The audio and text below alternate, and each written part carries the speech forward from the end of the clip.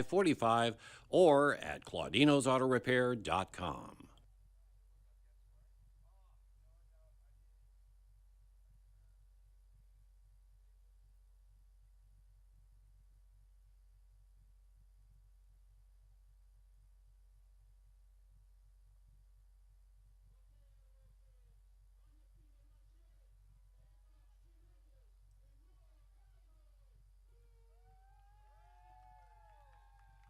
LJ's Car Wash, located just past the Attleboro line on Route 123 in Norton, is available for all of your vehicle cleaning needs. Open every day beginning at 8 a.m., LJ's has the equipment to clean your vehicles inside and out, from 24-hour heated self-serve bays to full detailing service and everything in between. For more information, you can contact them at 508-223-3278 One more or spot, on their then we're coming website to you, Jim. at ljscarwash.com. Does your back hurt after a long night's sleep? Ow. Has your mattress seen better days? Is your current bedroom furniture a mixture of different furniture sets? The Bedding Center, located on Pleasant Street and proud sponsor of this radio station and high school sports, offers a wide array of mattresses along with beds, bedroom furniture, and odd-sized mattresses and box springs. You can reach them online at bedding-center.com or by phone at 508-226-8090. Falls AC, 8 Stack Road in North Attleboro, supports high school sports in our community at every level. Opened in 1983, owner Angelo Cavalieri is proud of their 33 years of service to the Attleboros. Falls AC is open 7 days a week from 10 a.m. to 1 a.m. They have lunch and dinner daily, banquet rooms for your meeting or get-together, and dart leagues. The entire staff at Falls AC wishes the high school athletes the best of luck in every game. Falls AC, 8 Stack Road, North Attleboro, 508-695-2688.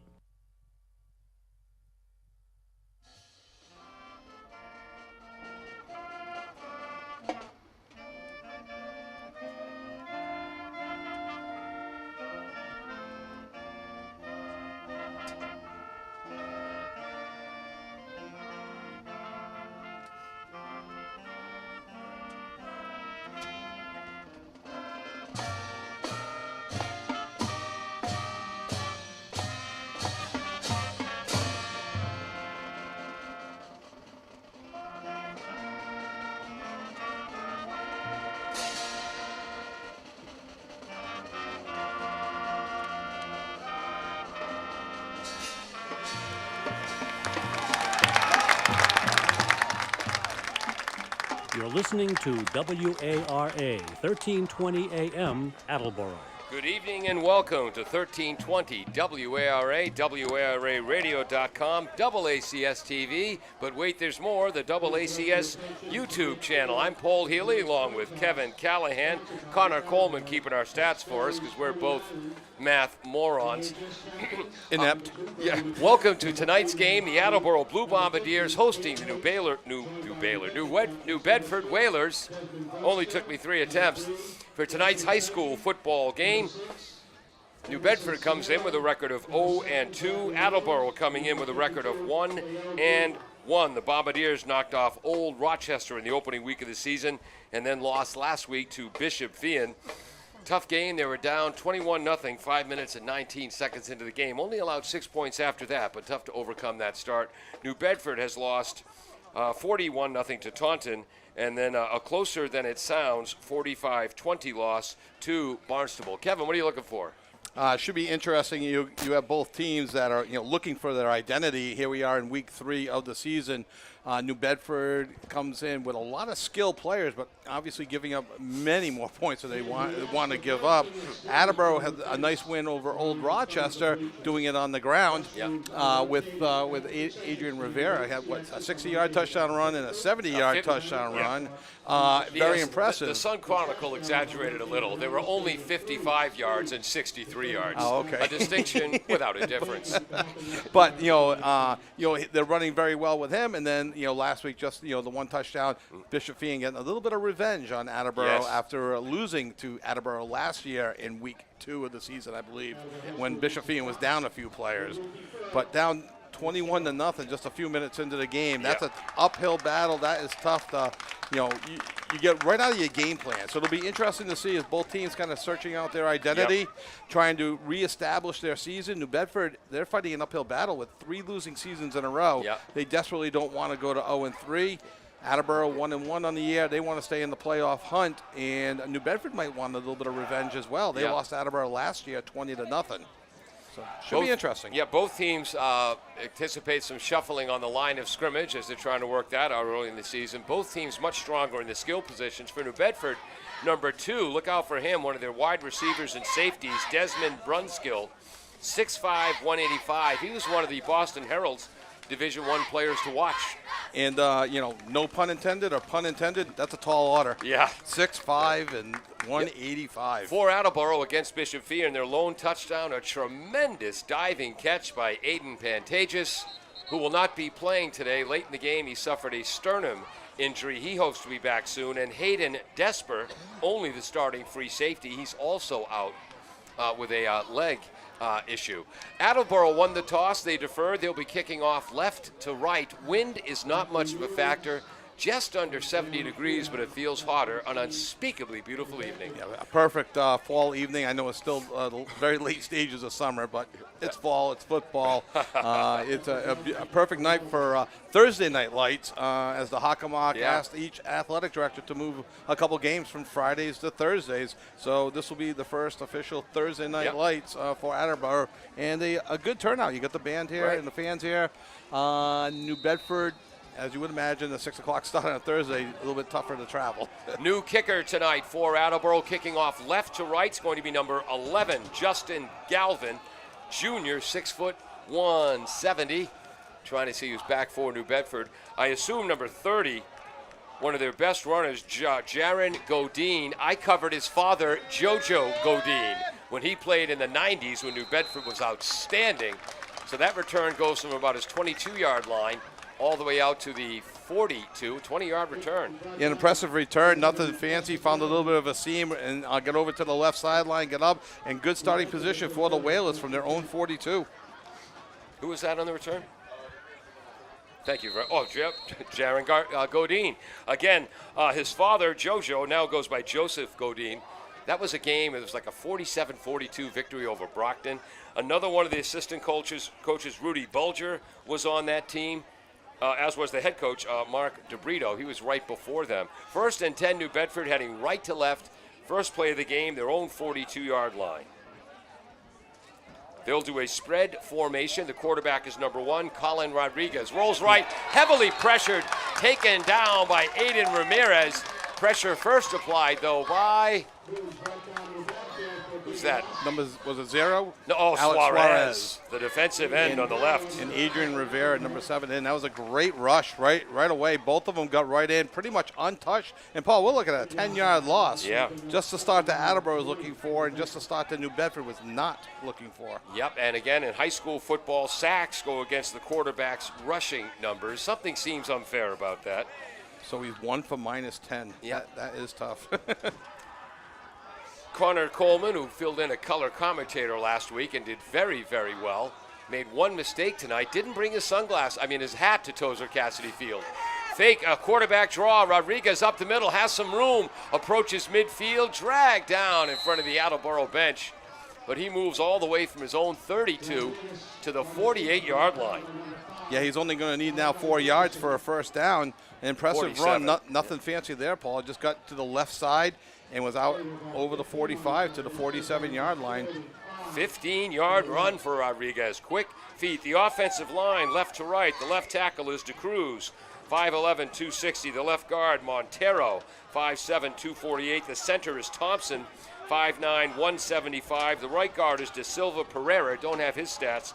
And Shields is the right tackle, 6 foot 200. Most of them go both ways. Rodriguez into the right flat. Is that picked off? Almost picked off, almost caught, and would have been a yard short. Ultimately falls incomplete to the visitor side of the field. Not sure if they were targeting Desmond Brunskill, who had against Taunton 3 catches for 45 yards. Wow. So look for him to be a target, but setting up 4th and 5 now from their own 48. Outstanding play by Mikey Huntington, they call him. He's filling in at free safety for Hayden Desper, who's out injured. Nice start. It's fourth and 3, excuse me. That's right, that was a sack, not a penalty, so that was 2nd and 20, 3rd and 4, 4th and 4. Back to punt is number 2, Brunskill, who does just about everything. Short punt, gets a good New Bedford roll, though. Wow.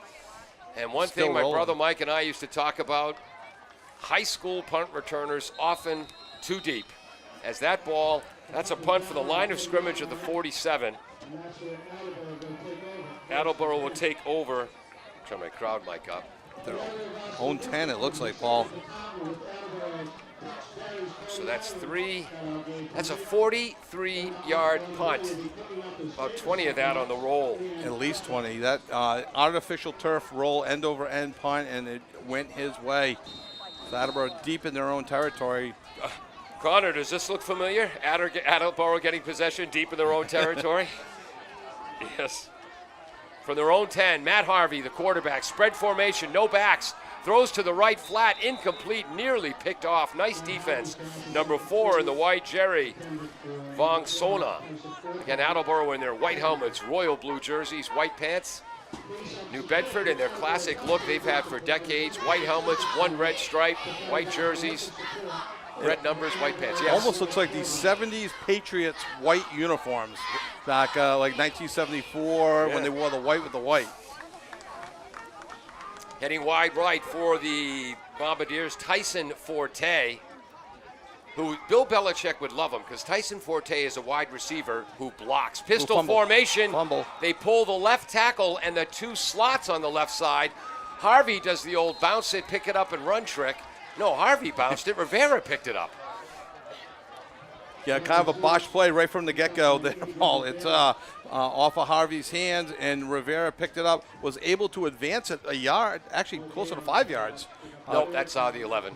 Oh, all right. My bad. I looked up at the scoreboard, which is now being adjusted. There we go. So it'll be 2nd and 9 from the 11. 3rd and 9. 3rd and 9 from the 11. You know, I was just about to quote Ron Luciano from his book, The Umpire Strikes Back. Yeah. Never trust a scoreboard. And what did I do? I just trusted a scoreboard. And also, I usually, remember, Kevin, mistakes are my job. Trips to the right, but the right slot goes a motion left to create twins. Middle screen to Huntington, the Jackson variety. That is immediately snuffed out. And who is that? And that's number 15 on the tackle, Miguel Gomes, an outside linebacker. And that went for a loss, a 2-yard loss there. I think Harvey had a little bit more time than he originally thought on that, and he kind of like lofted it over the line. And I think if he had a chance to do it all over again, he would have, maybe snapped that ball in just a little bit harder. So each team has had a possession. Each team forced to punt on 4th down. No score. 8:43 to go, first quarter. Suarez punts left to right. Fielded at fumbled and diving on it for New Bedford at the Attleboro 43. Number 7 for New Bedford, that's Zachary Nunes. And again, Nunes, I think he's had some older brothers play. He's one of the captains for New Bedford. New Bedford's going to take over with great field position on the Attleboro, looks to be 43-yard line. So that was about a 33-yard punt. No roll on that, and a good recovery by New Bedford. But that was a high spiral punt, allowing the coverage to get down there. New Bedford fortunate not to turn the ball over on the fumble. Suarez, an outstanding punter, did have one blocked on a tremendous full extension play by Matt Judge of Bishop Fian last week. New Bedford in their spread formation, 3 receivers right, 1 backfield to the left, 1 running back to the left of the quarterback, Rodriguez. All alone on the left is number 2, Burnskill. Running to the right, breaking a couple of tackles, turning nothing into a 3 or 4 yard gain. Looks like that was Jaron Goodine, number 30, I believe. Yep. And Rivera with the tackle for the Bombardiers. It'll be 2nd and 7. New Bedford traveling towards Attleboro, and it sits at the Attleboro 41, 2nd and 7. Good quick pass there. They put the clock sometimes on the NFL quarterbacks trying to get rid of the ball in under 2 or 3 seconds, and quarterback definitely did that. Pistol formation, Godine behind the quarterback, trips to the right, that's the short side. They give to Godine, the H-back pulls like a guard.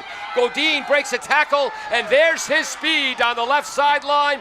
6-0 New Bedford, a 41-yard touchdown run, using the H-back as a pulling guard. What do we need? Oh, good thinking.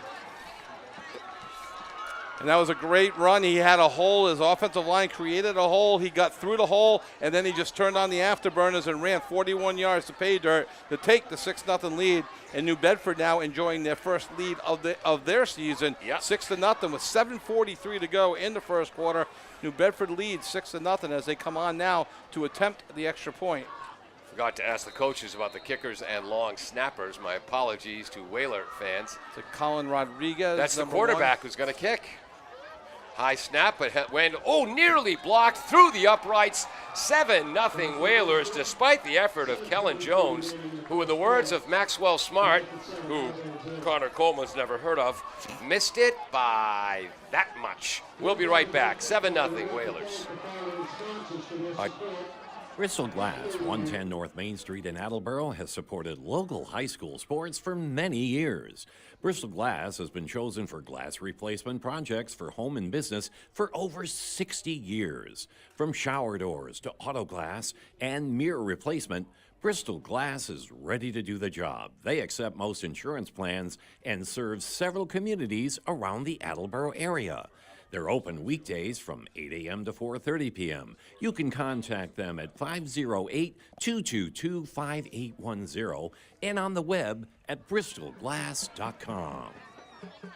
Welcome back. Whoops, a little loud. Welcome back to Tozer Cassidy Field. I'm Paul Healy along with Kevin Callahan. Dave Angel is on top of the press box on camera. He'll edit this for later broadcast on Channel 15. Peter Bray running our graphics. Jim Jones, the engineer in charge.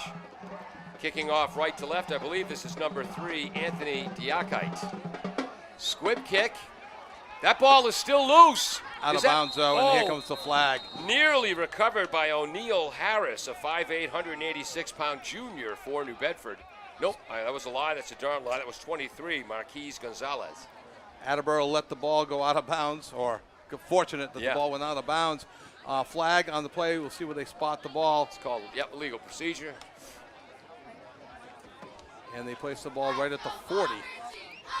It's only about a 5-yard gain from the play, but a play that Attleboro takes. Attleboro takes over 1st and 10 from their own 40-yard line.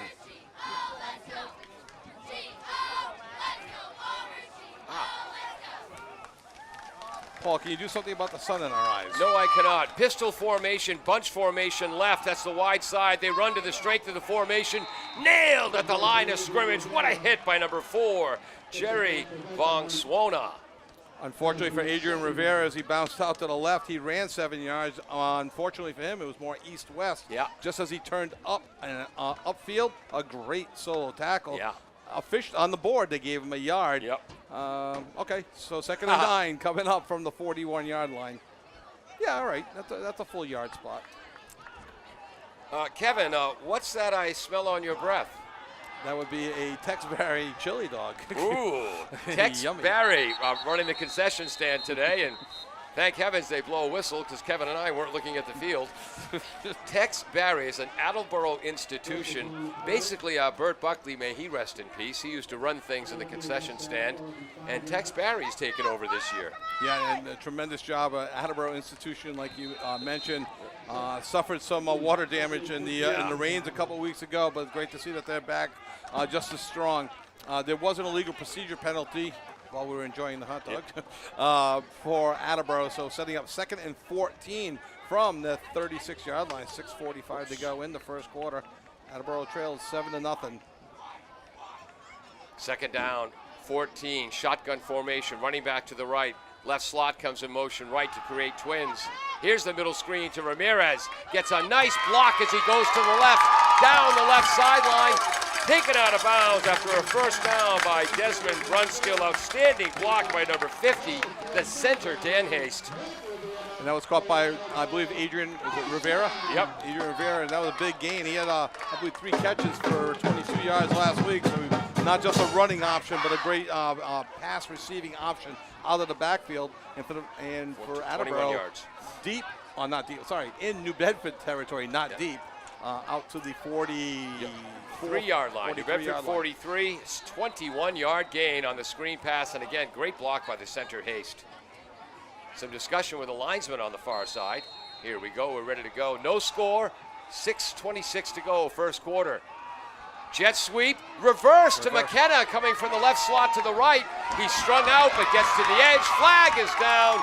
There's going to be a hold on Attleboro, which is why New Bedford's number 81, Jartavis Penrose, did not make the tackle. He was tackled before he could. And Brody McKenna did a tremendous job of getting to the outside on the reverse, going from his left all the way over to the right, turning it upfield for what would have been positive yards. Yeah. As you mentioned, though, may have got the positive yards because of the hold. They'll bring it back 10 yards, well, they'll repeat the down. Change in the NFHS rules. They used to mark the penalty from the spot, and that was behind the line of scrimmage. That would have hurt more. Now they mark it from the line of scrimmage. So it'll be 1st and 20 Attleboro, and they're back at their own 47. Interesting formation here for Attleboro. I said no score. It's 7-0 New Bedford. Rivera inside, bounces it outside to the left, gets to the edge, dragged out of bounds by Jerry Vonkswona. No flag. I thought he was out of bounds, and they throw it.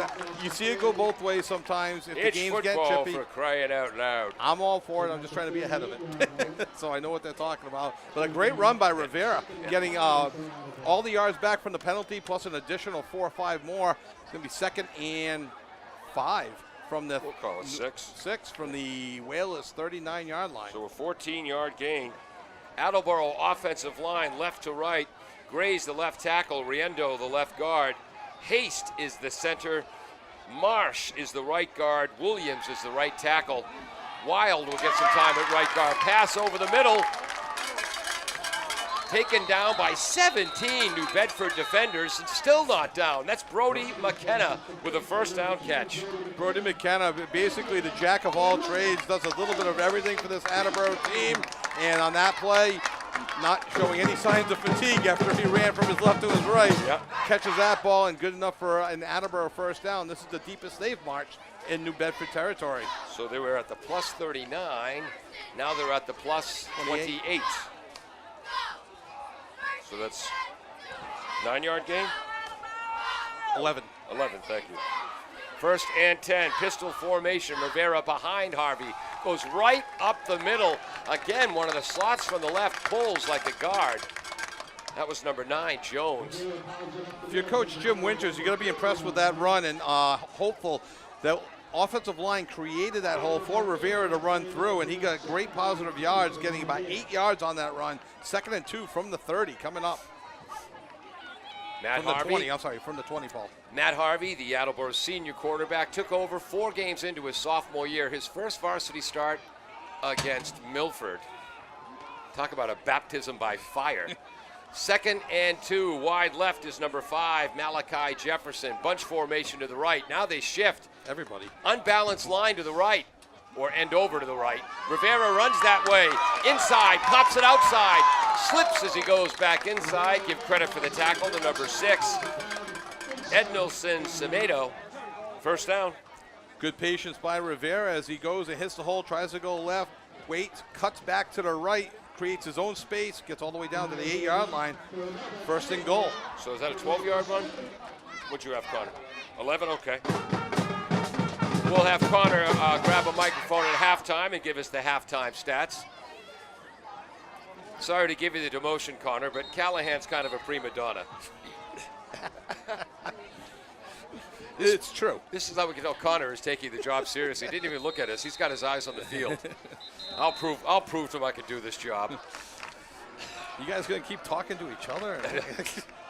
Timeout on the field. New Bedford, by the way, our referee with a white hat, the man in charge, is Michael Rayberg. 7-0 New Bedford. 4:16 to go, first quarter. Bombardiers are driving. W.H. Riley is here when it comes to heating your home or business this winter. W.H. Riley & Son always welcomes new customers. They're a family-run business serving the Attleboro area since 1873. They offer heating oil and propane with 24-hour emergency service. For more information, you can contact them at 508-699-4651 or their website, whriley.com. W.H. Riley & Son, 35 Chestnut Street, North Attleboro, a company Greater Attleboro residents have called on since 1873.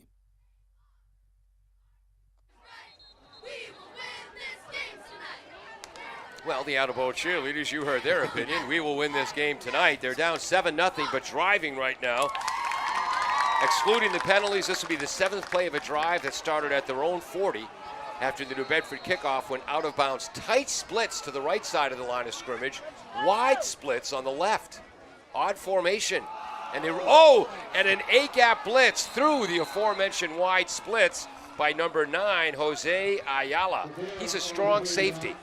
That might be the most effective timeout I've ever seen called by, in high school football. New Bedford used a timeout and just absolutely drilled Rivera for a 1-yard loss. It's going to be 2nd and goal. They spot the ball at the 10. And Attleboro was not fooling anybody on that play. Again, the strong safety coming up on an A-gap blitz. So I'm sure these Attleboro assistant coaches / scouts on top of the press box, you know what they're thinking right now. Remember that, play action pass, play action pass. Exactly. 2nd and goal from the 11. Whoops, wrong color pen. Harvey has Rivera behind him. Jones comes in motion from right to left. Swing pass to Rivera with Jones in front. He's going to be taken down behind the line of scrimmage by New Bedford's outstanding Desmond Brunskill. What happened there, too, is Rivera catches the ball. When he turns upfield, there's 3 whalers in front of him. He had no place to go, gets driven out of bounds. Well, he could have run backwards. He could have, and he had a lot of room behind him. I'm sure the Attleboro coaching staff very happy he did not run backwards, still in potential field goal range, but the ball is at the back at the 17-yard line. So that's a loss of 6. So what became, actually, it might even be out of field goal range. Paul, you've covered both games this year for Attleboro. This is my first. I don't know if it's the third game. It's the 3rd different place kicker they're using. Okay, so I would say a 35-yard field goal may not be in play here. No running backs. Rivera wide to the left. 3 wide outs to the right, the wide side. McKenna. So the 2 best running backs are the widest players on the field. Harvey has time. Flag is down. Harvey's going to run.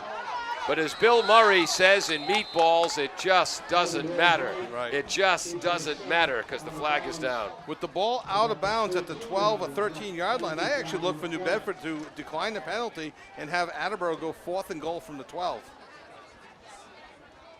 If they're not, strong in the field goal kicking department, which I'm not sure. It looks like I'm wrong. They're going to take the penalty, 3rd and goal from the 27-yard line.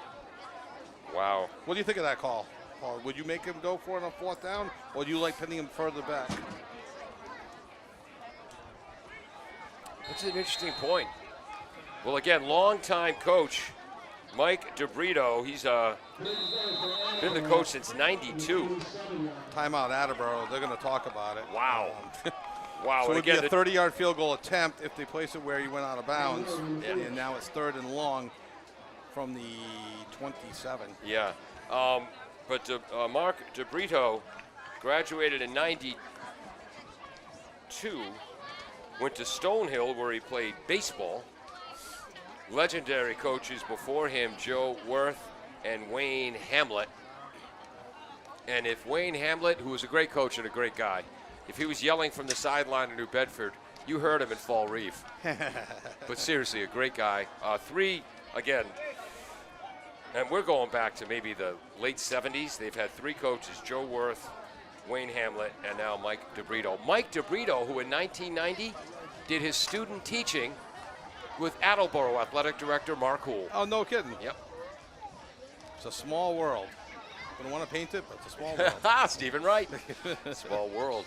Wouldn't want to paint it. Do you know who Stephen Wright is? And he's from Massachusetts, too. Wow.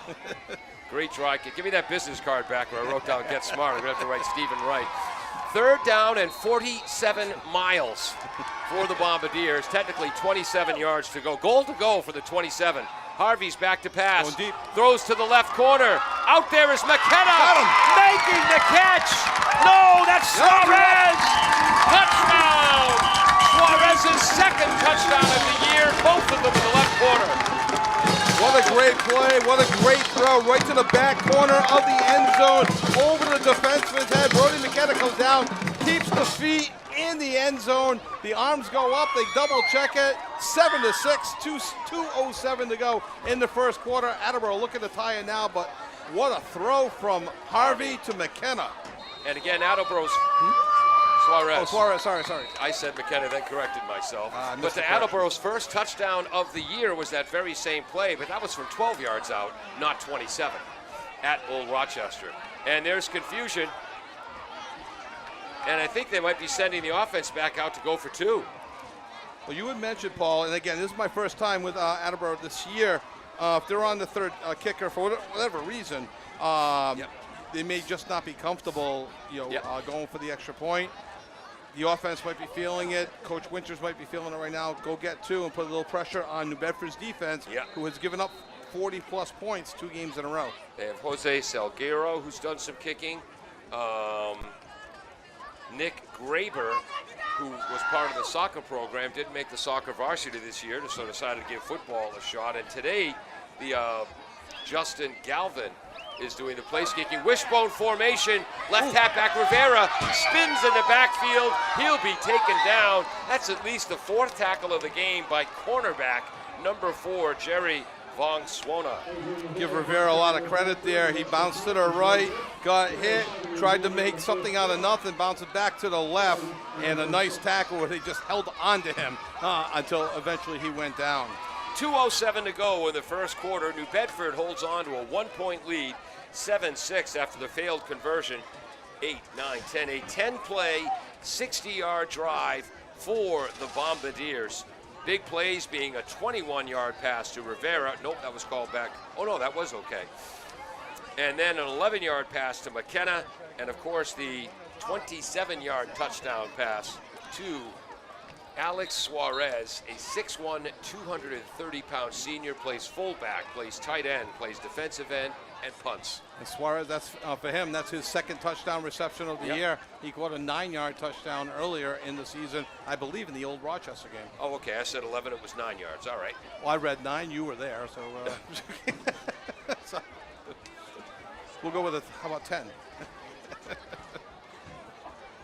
Attleboro now getting ready to kick off left to right. Kicking for Attleboro will be Justin Galvin, the 6', 170 junior, going left to right. My game note said 12. Oh, well. Somewhere between 9 and 12. Sund is finally going down. Kick fielded at his own 18-yard line, still in his feet, running hard out to the 41-yard line. Boy, does he look like his father when he runs with the ball. How can you tell I'm old? That's number 30, Jaron Godin. 2:01 to go in the first quarter. New Bedford does take over. Where's the official spot? The 42? What'd you have for yardage on that, Connor? At the 40, right at the 40. Thank you. 24-yard return. New Bedford starts at their own 40. Has 2 good returns by New Bedford in the kicking game. New Bedford moving right to left. They lead by a point. 2:01 to go, first quarter. Rodriguez is the quarterback. Twins to the right, 1 receiver left. Pistol formation, running back behind the quarterback. H-back to the right. Blitz, one-on-one coverage. He's out there. Oh, it's tipped away and then caught. Tipped away by the Bombardiers, Jay Sean Crosby, but reeled in by number 2. Reeled in by number 2, Desmond Brunskill. No wonder the Herald said he was a D1 player to watch. Well, 6'5", he used all of his 6'5" frame there. As it was, I thought it was real good coverage. It got tipped up instead of tipped down. Yep. And Brunskill was able to stay with it down the left sideline, kept his feet in bounds, and now New Bedford has the ball 1st and 10 from the Attleboro 22-yard line. So that was their own 42. Own 40, it was their own 40. Own 40 to plus 22. And there's a handoff. 38-yard gain. Yes. And there's a handoff out to the 19-yard line off left tackle, and a nice little modest gain for New Bedford, where the Whalers will now set up 2nd and 7 from the, say, just inside the 20-yard line. They may officially call it the 19. That was number 30 on the carry. Jaron Godin plays running back, plays slot, returns kicks. I imagine advises the coaches. His father's one of them. We're giving him 4 yards on that? They went 3 on the board, 2nd and 7 from the 19. All right.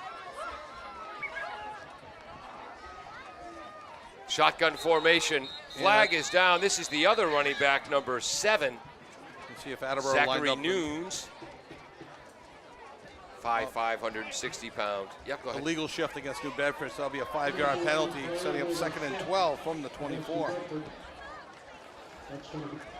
Somebody was not set at the line, a little over anxious on the run play, which did garner some positive yards for New Bedford. Huge crowd here tonight, Paul. Yeah. A great student section on Thursday night. It's country theme. Country or country and western? No, they only have one kind. They don't have both kinds. Another Blues Brothers reference. They kind of want to know what we're talking about. Man-to-man press coverage on the left on Brunskill. That's guts. Back to pass Rodriguez. Swing pass to the right. Caught on the outside. Cutting inside is Anthony Diakite, one of their captains, number 3. He's 6'2", 205. Utilizing that safe right along the line of scrimmage pass forward for about a yard or two, leaving it up to the skilled players to try to make something out of initially nothing, and that went for positive yards back inside the 20. I think the official spot is the 18. 18, thank you. So he moves from the 24 to the 18, 6 yards. 3rd down, 5. Yep. So that might have been should be the last play of the first quarter. New Bedford leads 7-6 and looking to put more points on the board.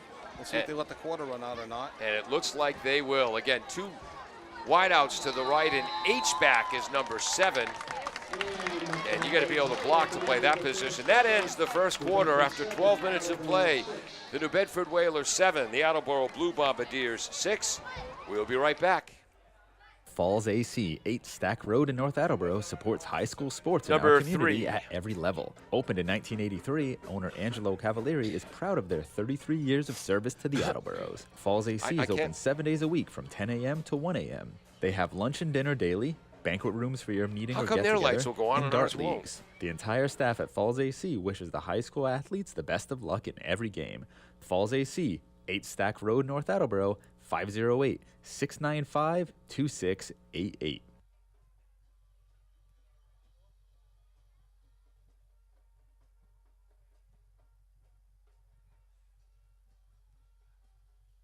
You're listening to WARA 1320 AM Attleboro. I don't like that kind of talk. Now just stop it. It upsets me.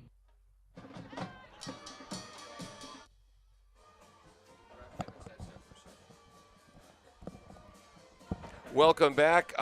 Connor Coleman, you have an update for us. It appears that after that 2-point conversion, Adrian Rivera went into that white medical tent and appears to still be in there. Wow. Maybe a little twisted ankle on that tackle. It looked like he fell down. Might have taken an injury.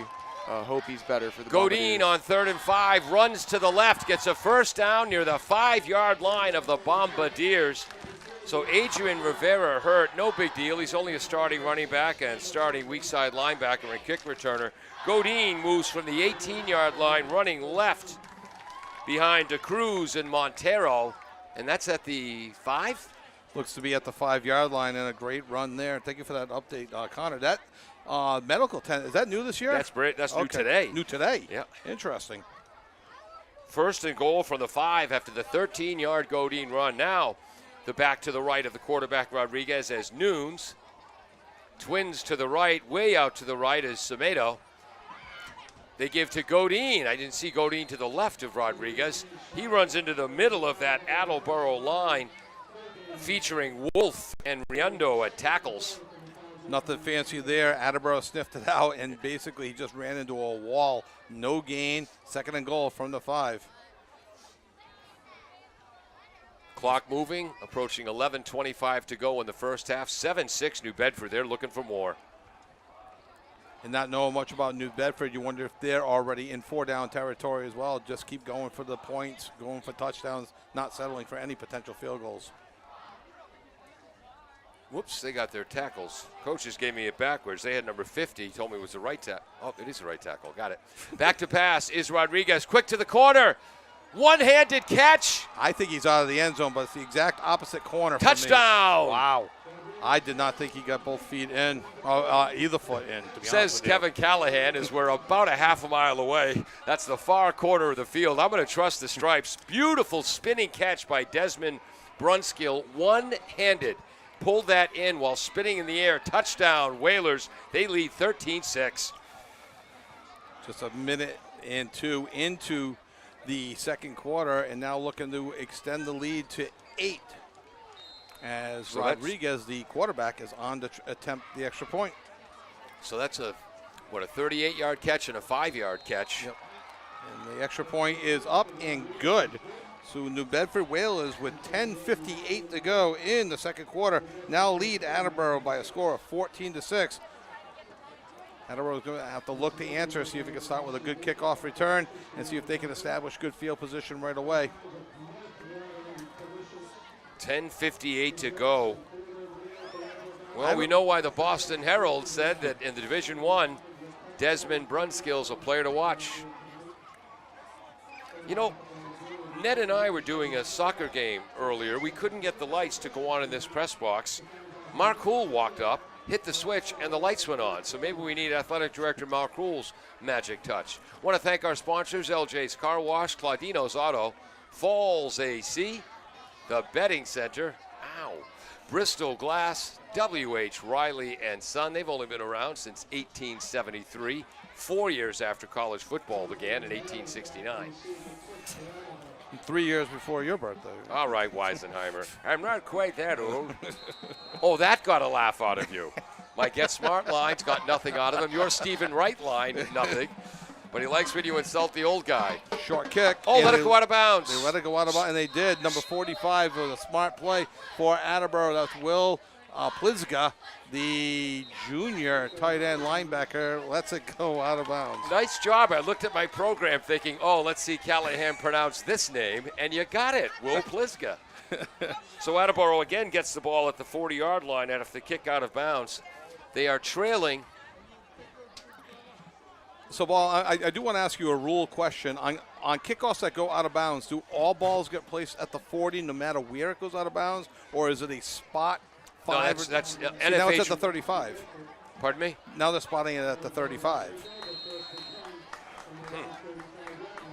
Yeah, last one was at the 40. Remember, there was a flag on the last one as well, so I'm pretty sure it's the 35. But it's always a flag when it goes out of bounds, and I thought it was always the 40. But okay. Oh, well. And again, there's that funky formation, end over to the right, plus 3 backs on that side. Rivera's back. In effect, unbalanced. Rivera's back, immediately takes a pop from number 3, Diakite.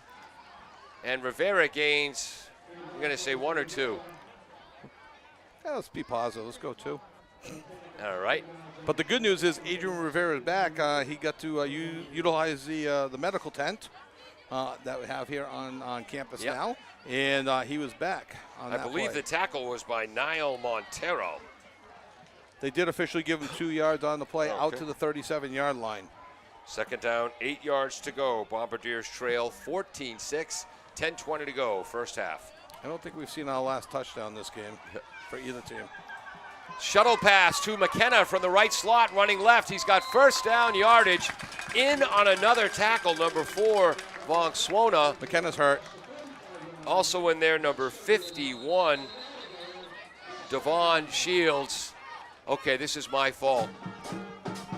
I said to Coach Winters before the game, regarding Rivera and McKenna, may the saint of good health be with them.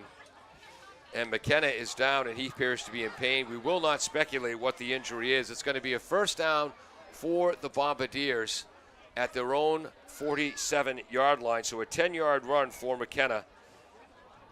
He ran left, and it looked like as he attacked a hole. Yep.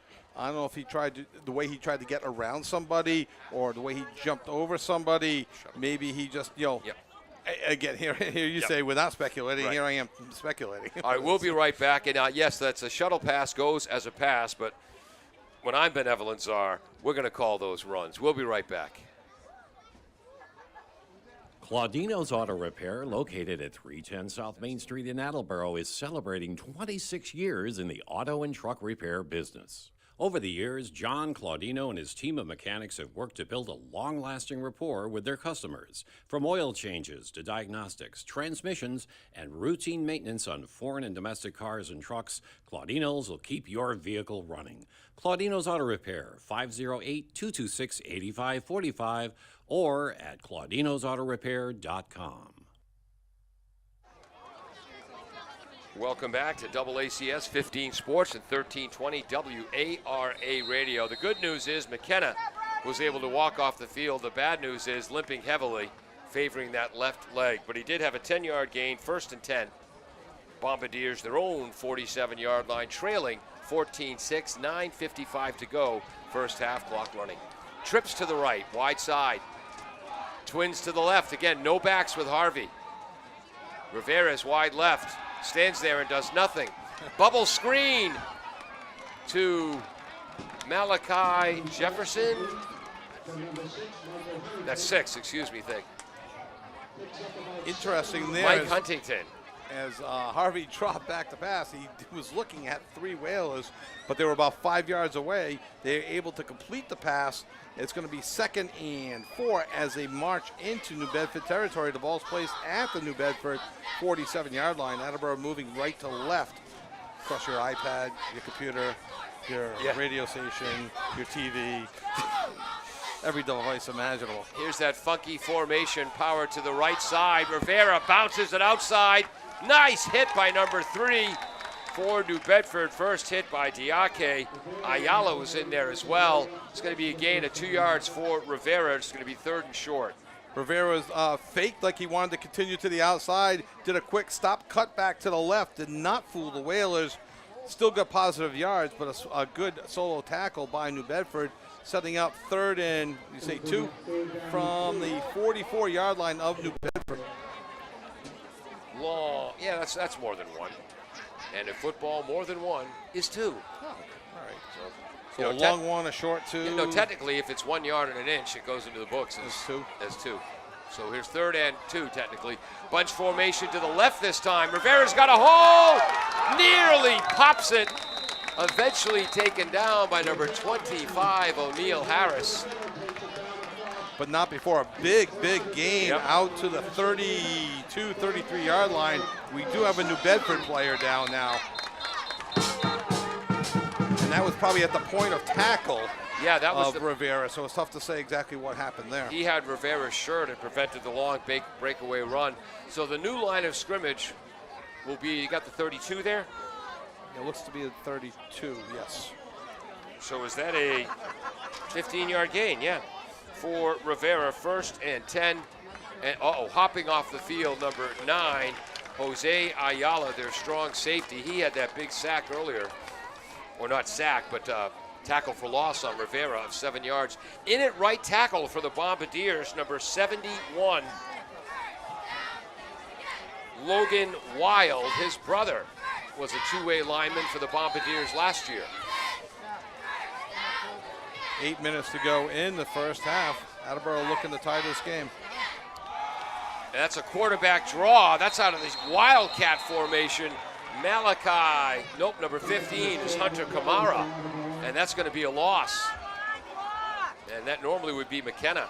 That's a 6-yard loss. Was that a direct snap to Kamara? Yes, it was. Okay. No, I'm sorry, 3-yard loss. Yeah, it didn't look that bad. So from the 32 of the Whalers to the 35, it'll be 2nd and 13. Again, that A-gap blitz for New Bedford. New Bedford leads 14-6, 7:22 clock moving to go, first half. And you can see better from the camera than we can from the press box. Funky splits for the Bombardiers. Confusion in the backfield. Nearly and that's going to be intentional grounding because there was no wide receiver in the area code. All wide receivers, all eligible receivers were on the left. All players were on the left. Harvey on a botch play right from the get-go needed to roll outside, get outside the tackle box more, and then throw it away. Stayed inside the tackle box, and we'll have an intentional grounding for Attleboro. So that's going to be 1-2. It's been a problem for the Bombardiers this year. That's their 3rd penalty in this game. 4th penalty. It's an incomplete pass, and it's going to be a loss of down. So it's going to be 3rd and 13. It's going to be longer than that. I think it's going to be 3rd and 22, 23. Oh, they're going to move it back to where he... I think it's 15 yards from the line of scrimmage. 10 yards from the line of scrimmage. And the spot was, So it's all the way back to the 46-yard line of Attleboro. Attleboro needs to get to the, looks like the 23.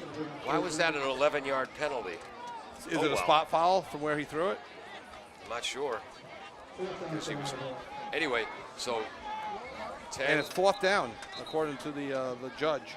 Yeah, it's a loss of down. That's right, correct. Although it was 2nd down. Yeah, it should be 3rd down. It should be 3rd. Yeah, there we go. Okay, they fixed it. So 3rd, and we're going to call it 23, but whatever Peter Bray has on the graphics, trust him. The man's a savant. Attleboro offensive line, left to right. Gray's the left tackle. Riendo, the left guard. Haste is the center. Wild in at right guard. Williams, the right tackle. 14-6 Whalers, 7:07 to go. See if Attleboro can draw up one of those 27-yard plays like they did for the touchdown. They need 23 for the first right now. Where's Suarez? 5 wide receivers, no backs. Right slot comes in motion. There's a shuttle pass to Rivera. Tries to get to the left edge, showing his track speed. Pushed out of bounds after a short gain by number 81, Jartavis Penroe. That I like. That's a good name, Jartavis Penroe. It's a football player's name. Moves from his own from the Whaler 46 to the Whaler 41. That's a 5-yard gain. And again, Rivera just didn't have the space to turn it upfield. There were too many Whalers that were able to sniff that play out and just run them out of bounds. A good 5-yard gain, but 4th and 18. 18, thank you. From the Whaler 41-yard line, Attleboro. Suarez in punting formation. Whoops, he wanted to go for the short corner, got a little bit too far under it. Oh, gets a great bounce, though, in this techno-turf field. Rolls back a couple.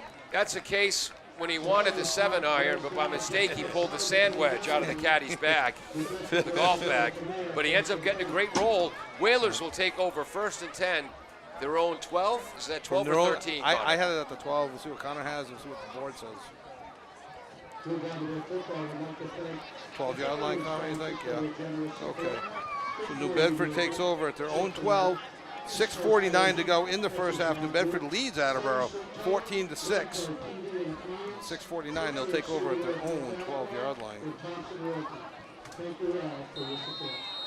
6:49. Whoops, need my red colored pen here. -12, 1st and 10. Pistol formation. Rodriguez gives to Gadeen. Gadeen hit the backfield. Blitzing from the outside. That's Huntington, Jackson Huntington. Recent commit to UMass Dartmouth for baseball. So Huntington going to UMass Dartmouth. Matt Harvey considering Mass Maritime to Also play for baseball. It's either that or reform school, he told me before the game. One or the other, and they both have good programs for baseball. All right, I might have made that up. Apologies to the Harvey family. I was kidding. So ball's at the 8 or 9? 9. Go with the 9-yard line. It was at the 12, so 2nd and 13. 14-6. We're approaching 6 minutes to go. New Bedford leads. Going into the motion to the right is Nunes. Back to pass, Rodriguez. Oh my gosh, crushed by Huntington, but the pass is caught. Godin catches it at his own 35. He's still on his feet near the Attleboro 35. Finally taken out of bounds by Rivera. Jaron Godin there with the catch all the way out to the Attleboro 36-yard line from their own 9. And I think he was trying to go to a deeper receiver, but he was drilled by Huntington, didn't get a lot on it, and there was Godin to reel it in. Right across the middle, and it looks like we're going to have a timeout on the field, Attleboro. So that's 41 biggest plus play. 18. What'd you get for that? That's a 59-yard completion. 59. Wow. Biggest play for either team today, and that's going to give New Bedford a lot of confidence. Good timeout for Attleboro to reset after a big play like that. 5:37 to go in the first half, 14-6. W.H. Riley is here when it comes to heating your home or business this winter. W.H. Riley & Son always welcomes new customers. They're a family-run business serving the Attleboro area since 1873. They offer heating oil and propane with 24-hour emergency service. For more information, you can contact them at 508-699-4651 or their website, whriley.com. W.H. Riley & Son, 35 Chestnut Street, North Attleboro, a company Greater Attleboro residents have called on since 1873.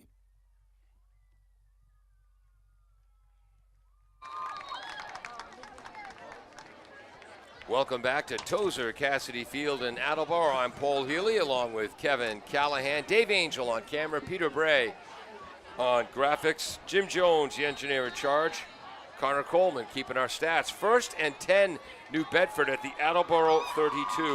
Oh my stars.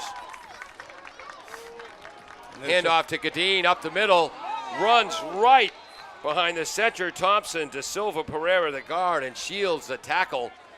He's near first down territory. Important here for Attleboro to reset, not try to do too much, play their position, play fundamentally sound, back to tackling. And that's going to be second, not enough for the first, but second and inches. Yeah. As a fan of football, this is always my favorite play. It's a second, it's almost like a free play. Yeah. You know, do they go conservative and just grab a first I was down? wrong. Or they go for it all Okay. and go for a touchdown? So that was a 54-yard reception because the line of scrimmage was the 37, not the 32. And now they're at the 20, just outside the 27. So my apologies. That was a 50. Always trust your instincts, Connor. And don't listen to Paul. All right, Weisenheimer. We'll take a quick break.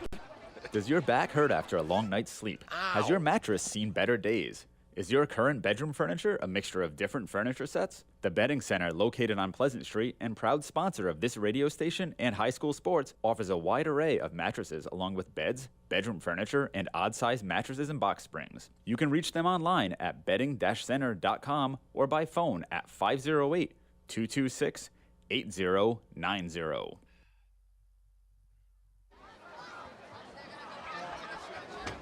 We're back. 14-6, New Bedford. 5:06 to go in the first half. They've got a second and very short at the Attleboro 27, heading left to right. Bunch formation left. Toss that way. That's number 7 on the carry. He's got the first down. Tackled by Rivera. Zachary Nunes with a first down run. Boy, how many tackles has Rivera been involved in? Yeah, quite a great player, both sides of the ball. Just texting for help on the lighting situation, Paul. Yeah. Ball at the 22. 5-yard gain for Nunes. Getting deep into Attleboro territory with the ball just outside the 20. And Milford is gaining confidence as they're now running out of the offensive huddle to the line of scrimmage. New Bedford's gaining confidence, too. That's what I said, yeah. No, that's what I meant. Godin breaks out of a tackle in the backfield and still on his feet. Flag comes in late, breaks out of a tackle again, goes to the right. Tackle finally made by Mike Malachi Jefferson.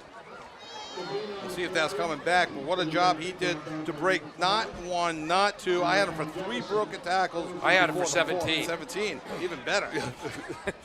So the 4th tackle brought down, but there is a flag, so we'll see if that's coming back, and it is. All that work, but you had to figure with a flag there had to be a hold somewhere. Yeah. Getting a rest on the defensive line is number 71, Logan Wild. Coming in is number 60, I believe. I think they called a chop block. Ooh, wow. And if that's the case, that'll be a 15-yard penalty.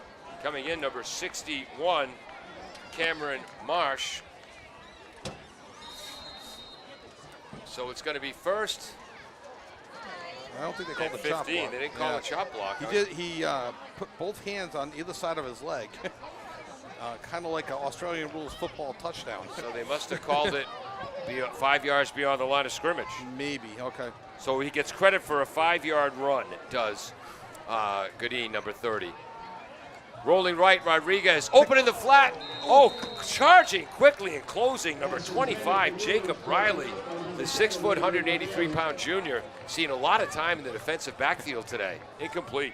Not only did Jacob Riley see a lot of time, I think he saw a lot of green in front of him. Yeah. If he had picked that off, he was gone for a touchdown. It would have been a real tough catch. Yeah. But he did, and a nice job just to break it up. Second down and 15 from the Attleboro 27 officially. Yeah, It's might more be like the 14. 26. Yeah, 14. Center out over the ball. Thompson, a 5'9", 175-pounder. Running back to the left of the quarterback, Rodriguez. Back to pass, heavily rushed. Flags. Rivera. That was going to be a middle screen, but the play did not have time to develop. And A that's legal going to procedure. Yep, I was going And to say 5 yards, sorry. That's the left tackle moving, anticipating Rivera's blitz. Well, they come up on you on the blitz, and you typically rushing 3 or 4. You start, sending the 4th or 5th player in, and the tackles get just a little bit jittery. They want to make sure that they can get the block down in time. Cost of 5 yards, so now they are outside the 30 to the 31-yard line. 2nd and 19. Just inside 4 minutes to go, and they start the clock.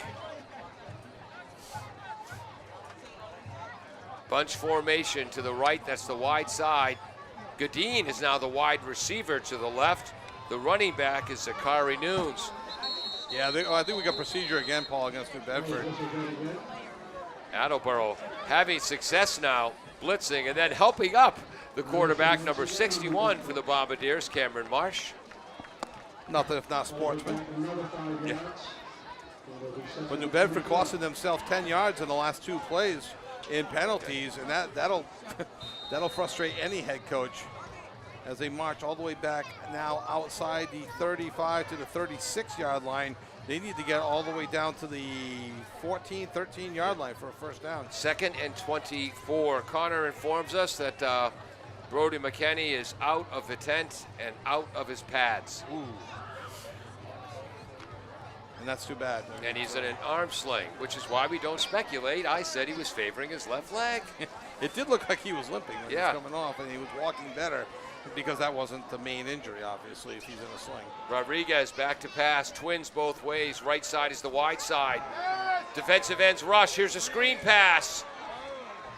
Still in his feet across the 35, near the 30. That's number 7, Nunes.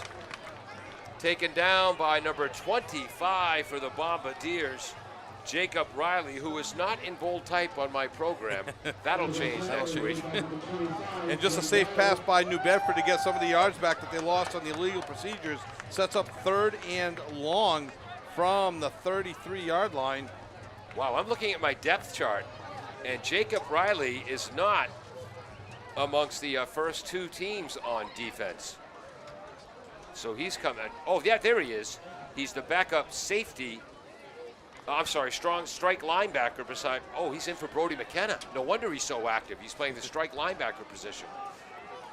So what did he gain on that? 5 yards. High snap. 3rd Roll down, left. 19. Rolls left. Throws. He's got a receiver open. Makes the catch. Taken down near first down yardage. I believe that's Anthony Diakite. And a good spin move. Quarterback Rodriguez throwing across his body, and it looked like he was going to spin to the left, cuts back, spins to the right, and gets very close to a first down. 4th and 1.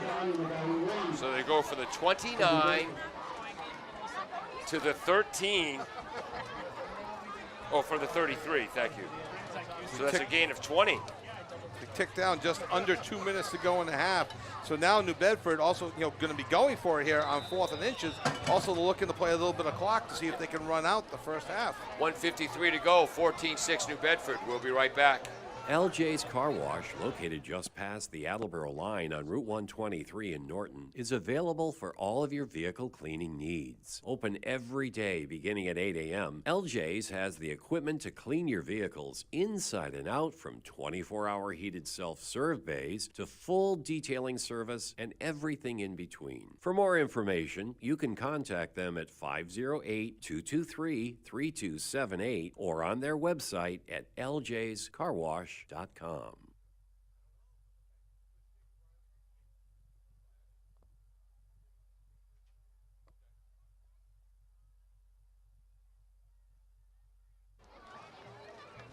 Welcome back to AACS 15 Sports.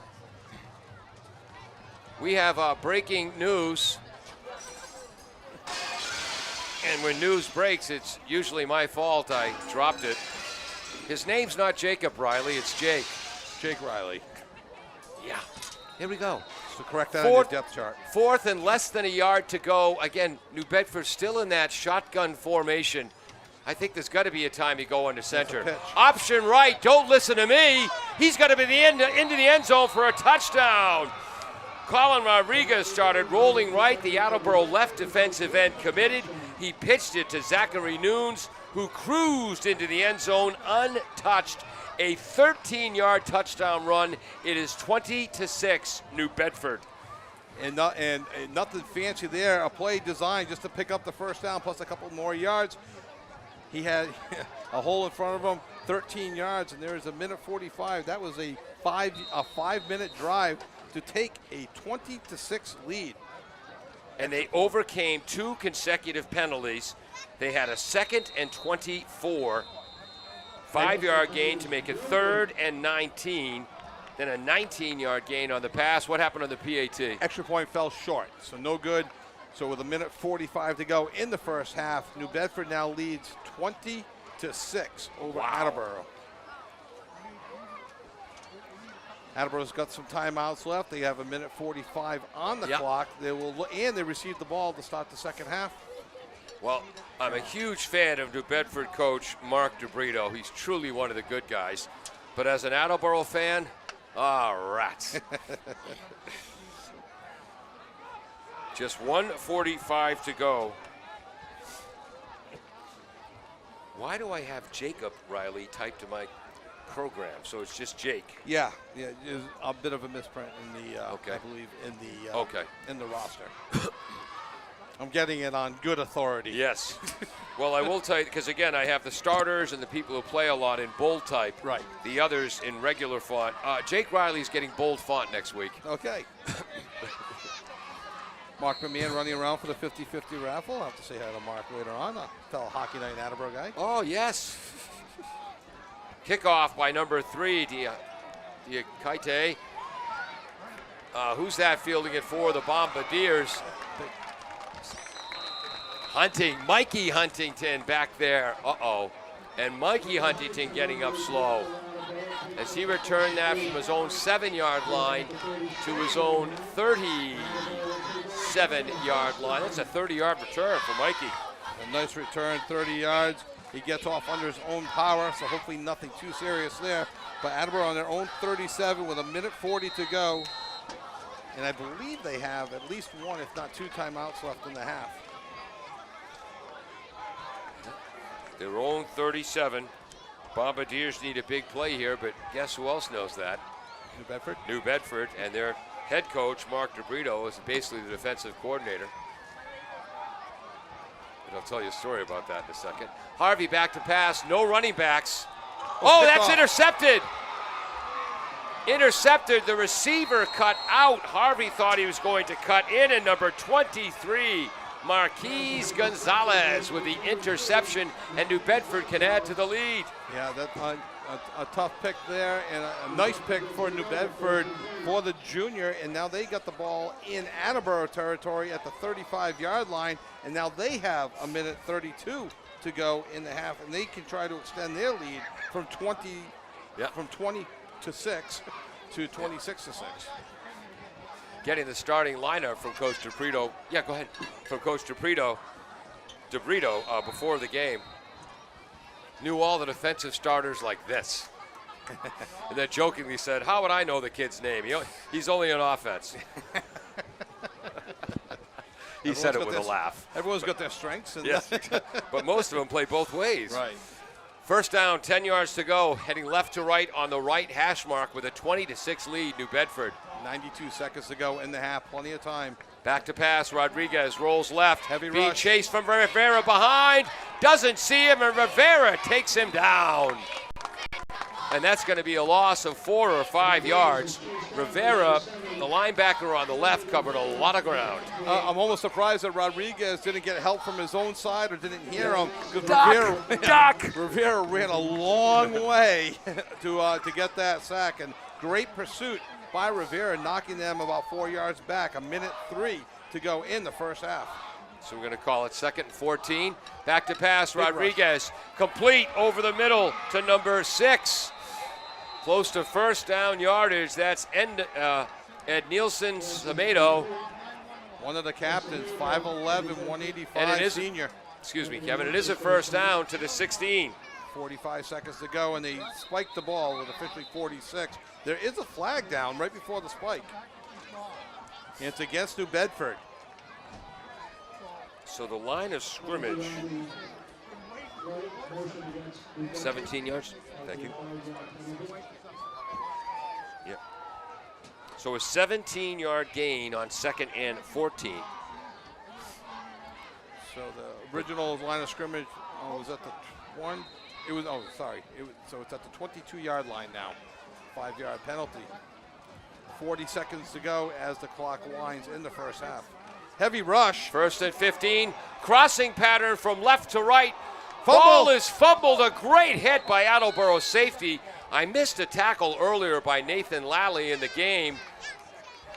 Nope, they're saying he was down. Wow. And that hit was by Hutchinson. But that's a first down. They go from the 22-yard line to the 6. 1st and goal, 24 seconds to go in the half. Needing 6 for the touchdown. They spiked the ball with 19 seconds to go. And that was to Brunskill again. What do you have for him? 3 receptions, 59 yards. And he had that game against Taunton, 3 receptions for 45 yards, 6'5". Wow. No better catch than that catch down the left sideline back in the first quarter where it was tipped up, back to him, and he kept his feet in bounds for a huge gain. That was a great play by Jay-Sean Crosby. 2nd and goal, and we do have an Attleboro timeout with 19 seconds to go in the first half. We'll be right back after this on AACS 15 Sports, 20-6, New Bedford. Falls AC, 8 Stack Road in North Attleboro, supports high school sports in our community at every level. Opened in 1983, owner Angelo Cavalieri is proud of their 33 years of service to the Attleboros. Falls AC is open 7 days a week from 10 a.m. to 1 a.m. They have lunch and dinner daily, banquet rooms for your meeting or get-together, and dart leagues. The entire staff at Falls AC wishes the high school athletes the best of luck in every game. Falls AC, 8 Stack Road, North Attleboro, 508-695-2688.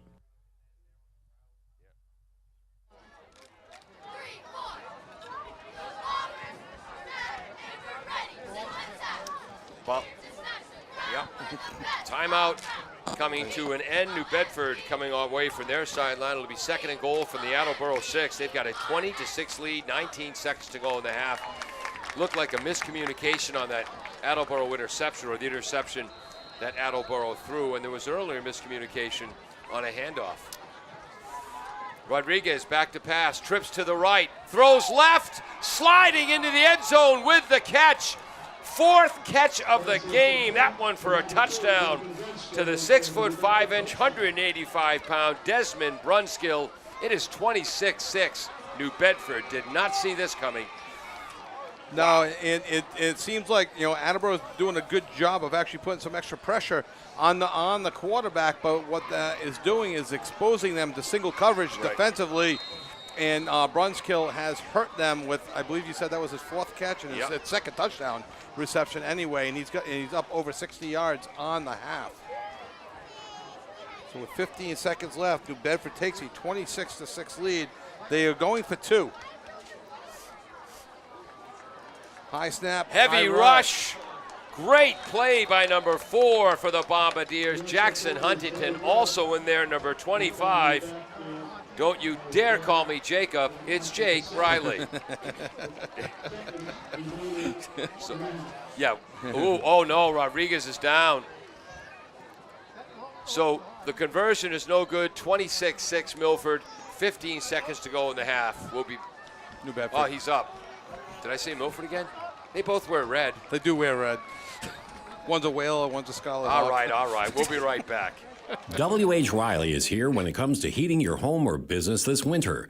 W.H. Riley & Son always welcomes new customers. They're a family-run business serving the Attleboro area since 1873. They offer heating oil and propane with 24-hour emergency service.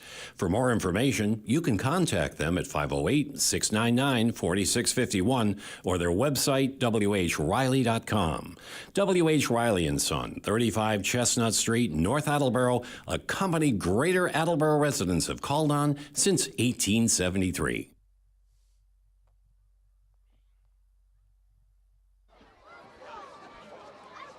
Welcome back. I'm Paul Healy along with Kevin. That's going to leave a Mark Callahan. Dave Angel, our cameraman on top of the press box. Peter Bray running our graphics. Connor Coleman helping out with stats. Jim Jones, the engineer, in charge. Barring a fantastic return, I look for Attleboro to take a knee and go into the half, as they will receive the second half kickoff.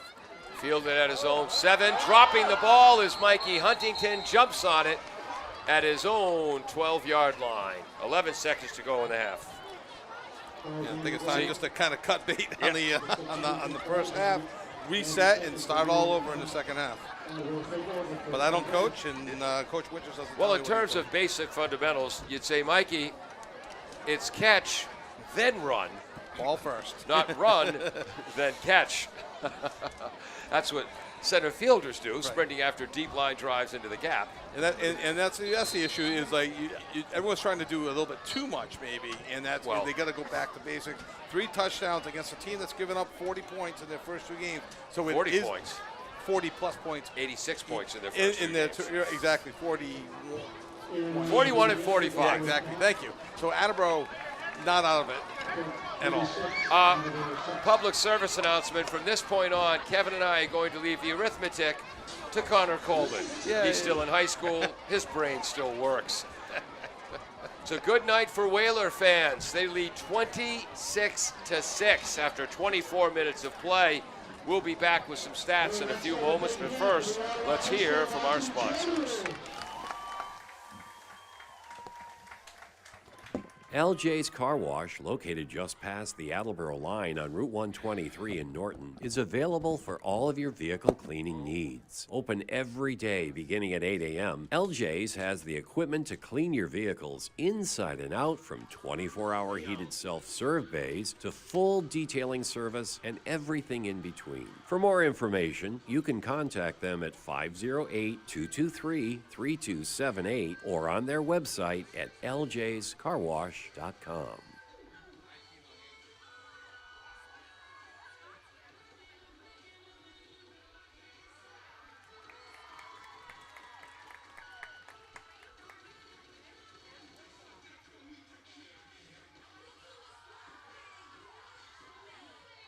Claudino's Auto Repair, located at 310 South Main Street in Attleboro, is celebrating 26 years in the auto and truck repair business. Over the years, John Claudino and his team of mechanics have worked to build a long-lasting rapport with their customers. From oil changes to diagnostics, transmissions, and routine maintenance on foreign and domestic cars and trucks, Claudino's will keep your vehicle running. Claudino's Auto Repair, 508-226-8545, or at claudinosautorepair.com. Does your back hurt after a long night's sleep? Has your mattress seen better days? Is your current bedroom furniture a mixture of different furniture sets? The Bedding Center, located on Pleasant Street and proud sponsor of this radio station and high school sports, offers a wide array of mattresses along with beds, bedroom furniture, and odd-sized mattresses and box springs. You can reach them online at bedding-center.com or by phone at 508-226-8090. Falls AC, 8 Stack Road in North Attleboro, supports high school sports in our community at every level. Opened in 1983, owner Angelo Cavalieri is proud of their 33 years of service to the Attleboros. Falls AC is open 7 days a week from 10 a.m. to 1 a.m. They have lunch and dinner daily, banquet rooms for your meeting or get-together, and dart leagues. The entire staff at Falls AC wishes the high school athletes the best of luck in every game. Falls AC, 8 Stack Road, North Attleboro, 508-695-2688.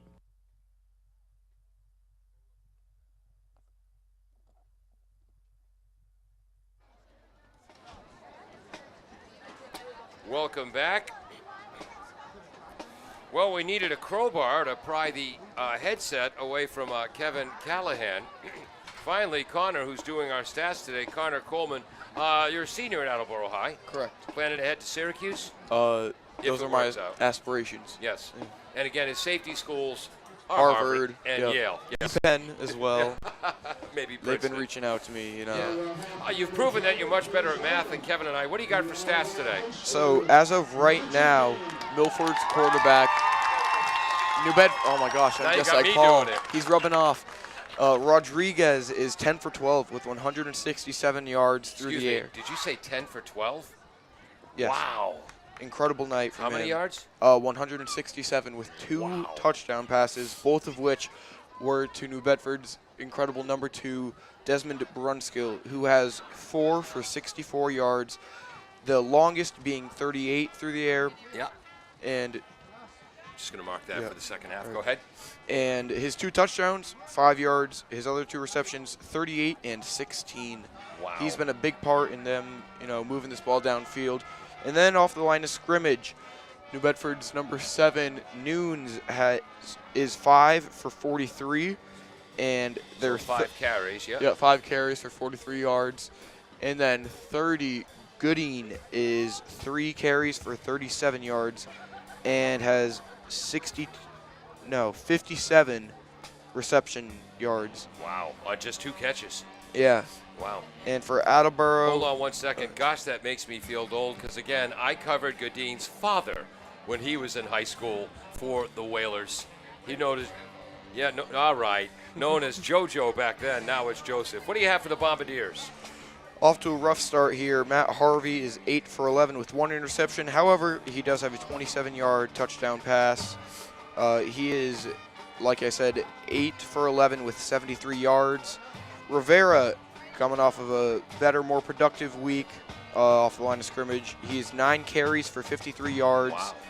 And 3 receptions for 21 yards. So that's 74 total yards. Good night for Aiden so far. And he's had a ton of tackles defensively. Yeah, and before McKenna's injury, he had 2 receptions for 21 yards. We have Alex Suarez with 1 catch for 27 yards and a touchdown. Hold on. 1 beautiful catch. Yeah, back corner of the end zone. It was more like 32 yards because he was 5 yards in the back of the end zone. Crazy.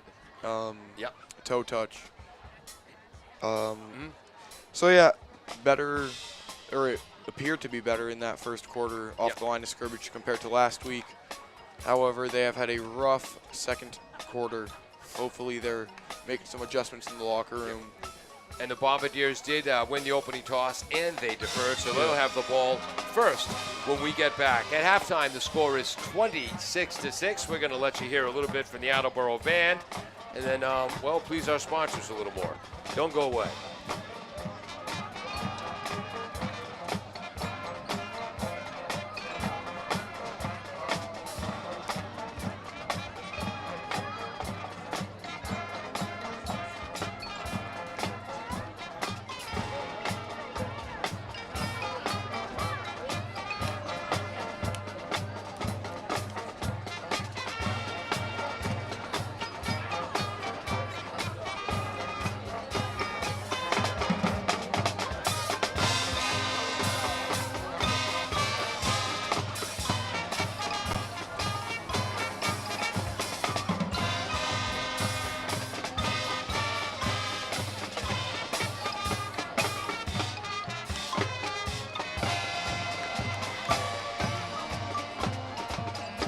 Grissom.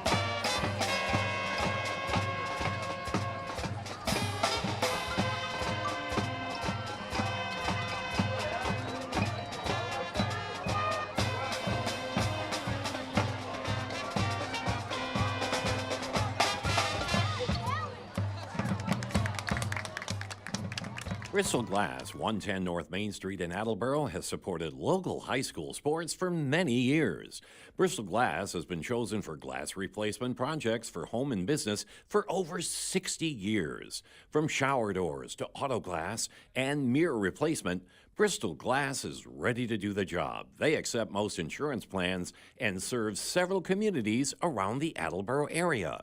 They're open weekdays from 8 a.m. to 4:30 p.m. You can contact them at 508-222-5810 and on the web at bristolglass.com.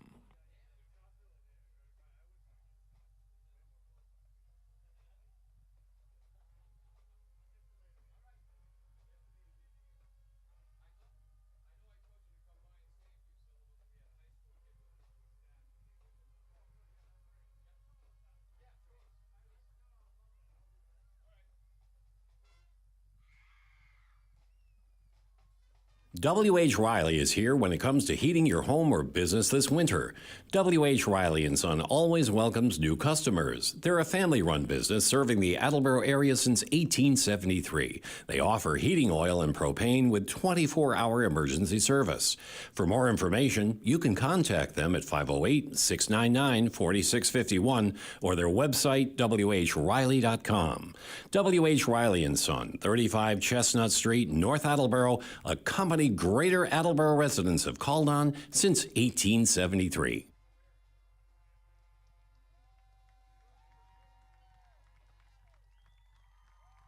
Falls AC, 8 Stack Road in North Attleboro, supports high school sports in our community at every level. Opened in the early 80s, owner Angelo Cavallari is proud of their 40 years of service to the Attleboros. Falls AC is open 7 days a week from 10 a.m. to 1 a.m. They have lunch and dinner daily, banquet rooms for your meetings or get-togethers, and dart leagues. The entire staff at Falls AC wishes the high school athletes the best of luck in every game. Falls AC, 8 Stack Road, North Attleboro, 508-695-2688.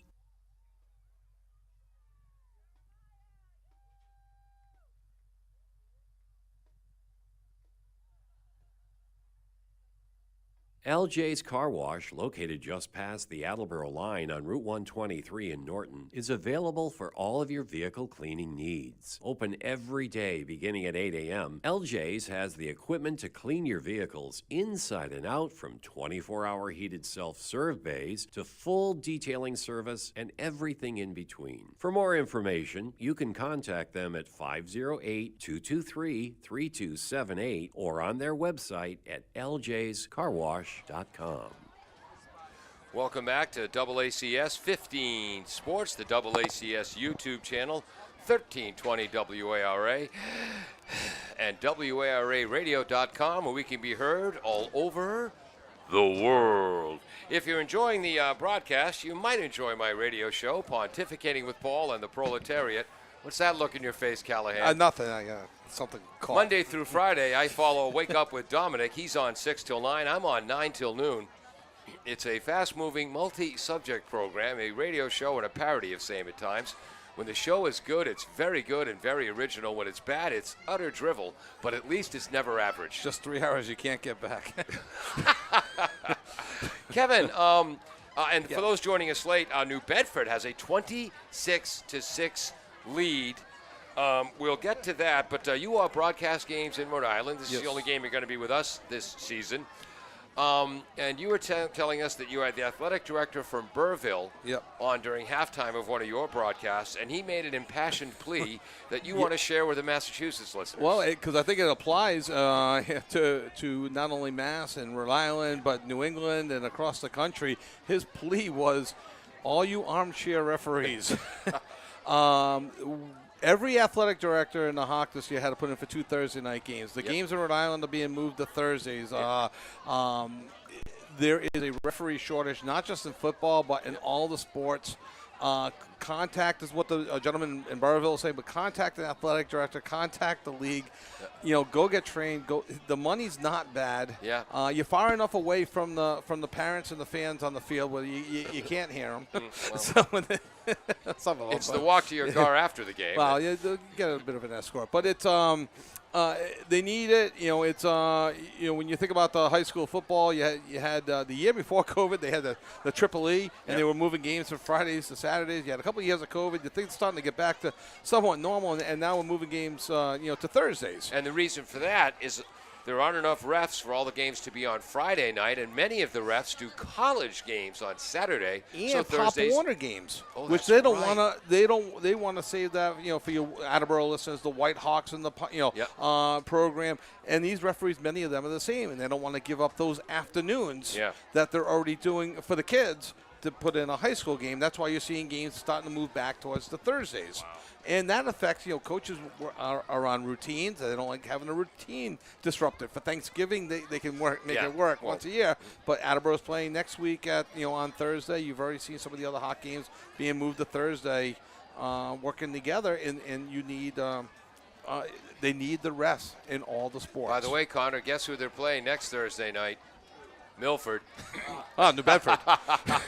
No, I'll only call them Milford, New Bedford 4 or 5 times during that game. As my buddy John Richards, who had a birthday last week, he was just a kid, a year behind me in school. As he said my junior year in high school about my rather frequent miscues, it's the consistency that amazes. 26-6. So again, if you have interest in officiating, it's not a bad part-time job, aside from the screaming parents. But what the heck, when you're home, you've got to hear that from your wife anyway. Exactly. No, sorry. And if you're a woman who wants to get away from her husband, yes, go ref. There's probably plenty, more likely. Exactly. Plenty of opportunities to go ref. I do happen to know the head ref. Our head referee today is Michael Rayberg. Give me a Michael Rayberg story. He was umpiring, and over the course of 2 seasons in baseball, he rang up my son Matt on strikes. Yeah. And 2 different times, the only umpire, sorry about that, Kev. That wasn't a strike. My response was, he should have swung at strike 1 or 2 anyway. He's like, I don't know where my head is. I got to go referee lacrosse or something. Yeah, I was umpiring a game, and a kid threw a beautiful fastball in the inside corner. Would have been strike 3 to get out of the inning. I called it ball. His coach says, was that inside? I turned to him and said, allegedly. Allegedly. Gonna call yourself out. Yeah, so Mike Rayberg, great guy. We had a lot of laughs when I was coaching and he was umpiring. He's part of a crew of a bunch of other great umpires. You get to know these guys through the years when your kids come through the system, and great guy. Yeah. Fun. So when a guy like that rings your kid up, you can't get mad at him. Exactly. Yeah. Well, it's funny, and then in my 12, 13 years of umpiring, I only threw a nutty as an umpire twice. And you know what I learned? An umpire only throws a nutty when he knows he missed the call. When you got the call, the coach comes out, you explain what you saw, let him blow off steam, get back to the game. When you know you blew the call, that's when you have to start insulting the coach's mother, because there's no way you can defend the call you made. I did have another umpire admit to me after the game. He was so adamant that he was 100% right. Yeah. I'm like, boy, I thought I got that rule right. But okay, after the game, I'm like, Pat, I go, what about that rule? He goes, oh, no, I was 100% wrong. All right. And there it is. All right, 7. We're getting ready for second half action. Attleboro will have. And Connor, very quickly, give us our quarterback stats again from the first half. For Matt Harvey, he is 8 for 11 with 73 yards and 1 touchdown. And Rodriguez from New Bedford is 10 for 12 with 167 yards through the air and 2 touchdowns. And give us run skills, passing, reception stats. He is on 4 receptions. He has 64 yards and 2 touchdowns. So if you had him on fantasy, you'd be having yourself a night. Yeah.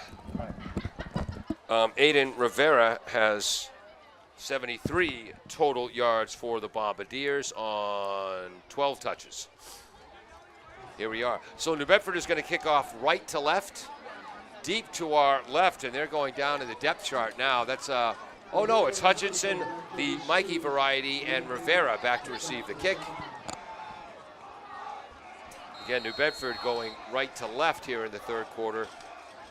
Attleboro left to right. We start a second half. New Bedford ahead 26-6. At his own 15-yard line. That's Hutchinson. He's already across the 30. Taken down at about the 37. Another tackle by number 4 in the white. Jerry Von Swona, starting quarterback. He came to play defense today. What a great return, though. He caught that on the run at his own 15-yard line. That automatically bought him 10 yards right there, and he got all the way out to the 37. So from an Attleboro point of view, you have good field position. Not great, but good field position to start the second half. early seconds of the third quarter and a very, very important drive to set the tone for the whole second half as Attleboro trails 26-6, but they have the ball. 22-yard kickoff return for Michael Hutchinson. Trips to the right, that's the short side. One receiver left. Right guard pulls for Rivera, goes right behind that block. Still on his feet across midfield. Nice block by the right guard, number 61, Cameron Marsh. Rivera read it beautifully.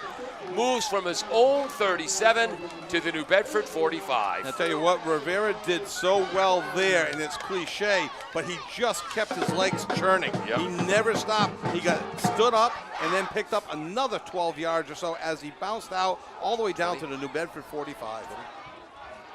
Or 18. And that's the kind of motivation that Attleboro is going to need to get right back in this game. Again, the strength of the formation to the short side right. Harvey back to pass, looks right, looks left, now tries to run right.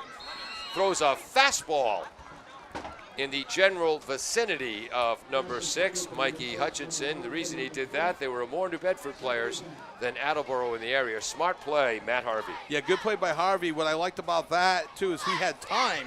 Unfortunately, the coverage was really good upfield, but Harvey was smart. Threw a fastball, like you mentioned. He is an outfielder and a pitcher. Yeah. And he's got a strong arm. He used it there and threw the ball away. 2nd and 10 from the New Bedford 45. Forte, wide right, trips left. The widest is number 6, Michael Huntington. Inside handoff to Rivera, trapped in the backfield. Does well to get back to the line of scrimmage. Tackle made by number 52. That's Tayel Guzman, but the play was made by number 15, Miguel Gomes. It was a very slow developing play. There is an injured Whaler down on the field, right at midfield. I did not see what happened. Make your comment about Rivera's run? What's that? You were going to comment about Rivera's run? Oh, no, on the play itself, it looked like just a very slow developing play, and everybody was just kind of standing around, and then they handed off to him. And again, not knowing it all that well, I don't know if it's botched or if that's designed, but it's just a very slow developing play, and it only resulted in no gain or a very small gain. And the previous play was such a crisp play with that great pulling action by the right guard, Cameron Marsh. We'll be right back after this in AACS 15 Sports. Bristol Glass, 110 North Main Street in Attleboro, has supported local high school sports for many years. Bristol Glass has been chosen for glass replacement projects for home and business for over 60 years. From shower doors to auto glass and mirror replacement, Bristol Glass is ready to do the job. They accept most insurance plans and serve several communities around the Attleboro area. They're open weekdays from 8 a.m. to 4:30 p.m. You can contact them at 508-222-5810 and on the web at bristolglass.com.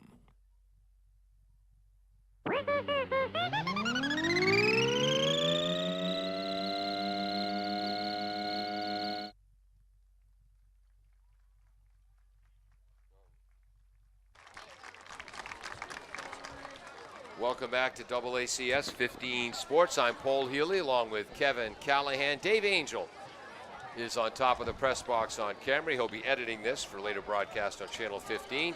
Peter Bray running our graphics. No, number 81.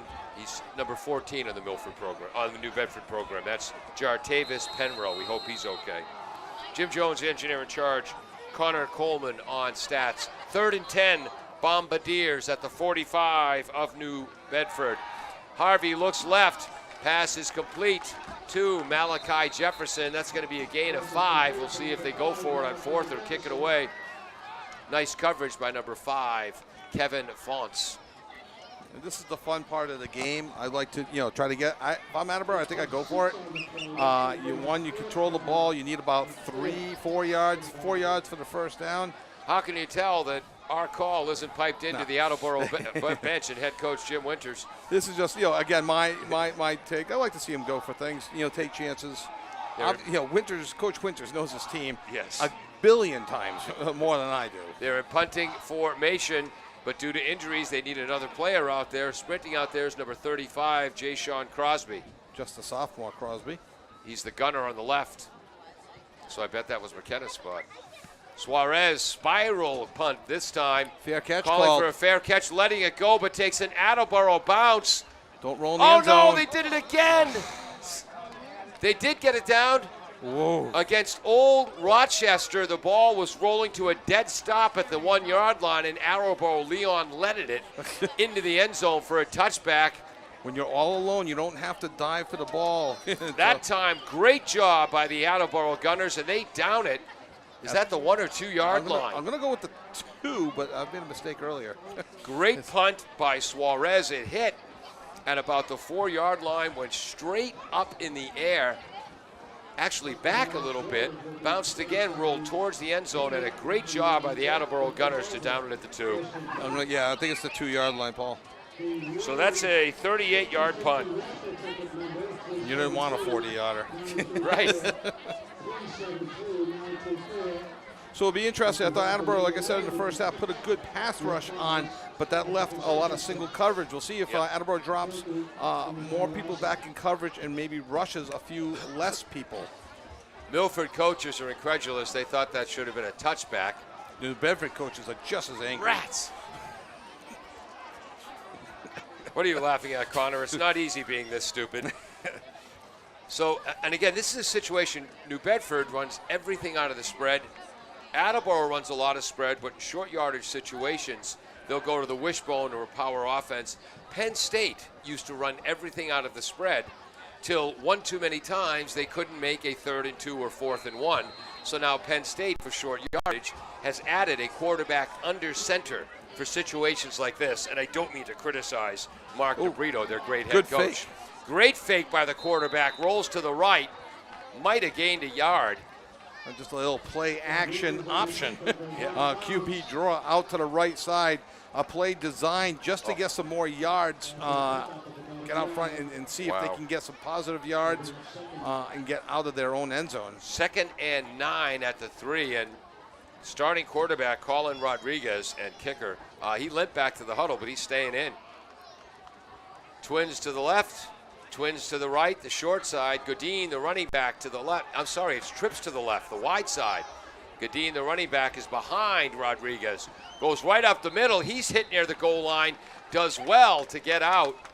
Rivera made the final tackle. Who's on the bottom of that pile? Defensive tackles for the Bombardiers are Wolf and Riendo. Nice job there. It's like a reverse goal line stand. Attleboro doing a great job of not letting New Bedford advance the ball out of their end zone. That's a loss of 1, so we're back to 3rd and 10 from their own 2 yard line. Huge play coming up. You really want New Bedford punting, if you're from an Attleboro point of view, deep in their own end zone. Yeah.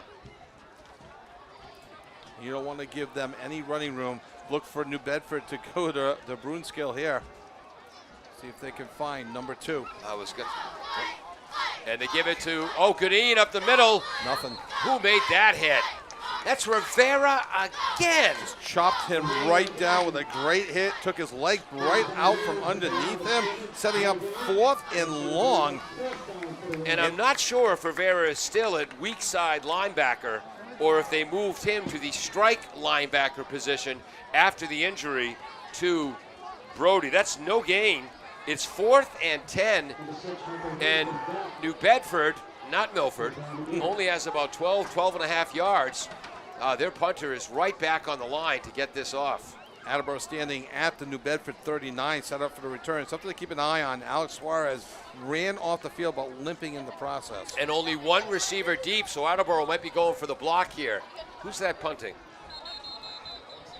And New Bedford, I think, is going to use a timeout here just to make sure that everyone is accounted for.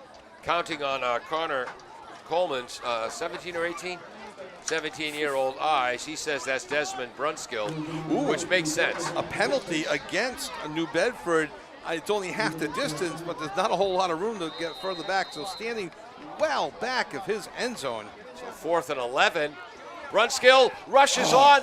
Great job. How did he get that off? And it takes a Attleboro hop, though, and it's down at the 15-yard line. Maybe that was tipped a little bit because he physically only kicked that ball about 25 yards when you count where he kicked it from the back of the end zone. And it went through a maze of arms. Yeah, so you wonder if somebody got a finger on that.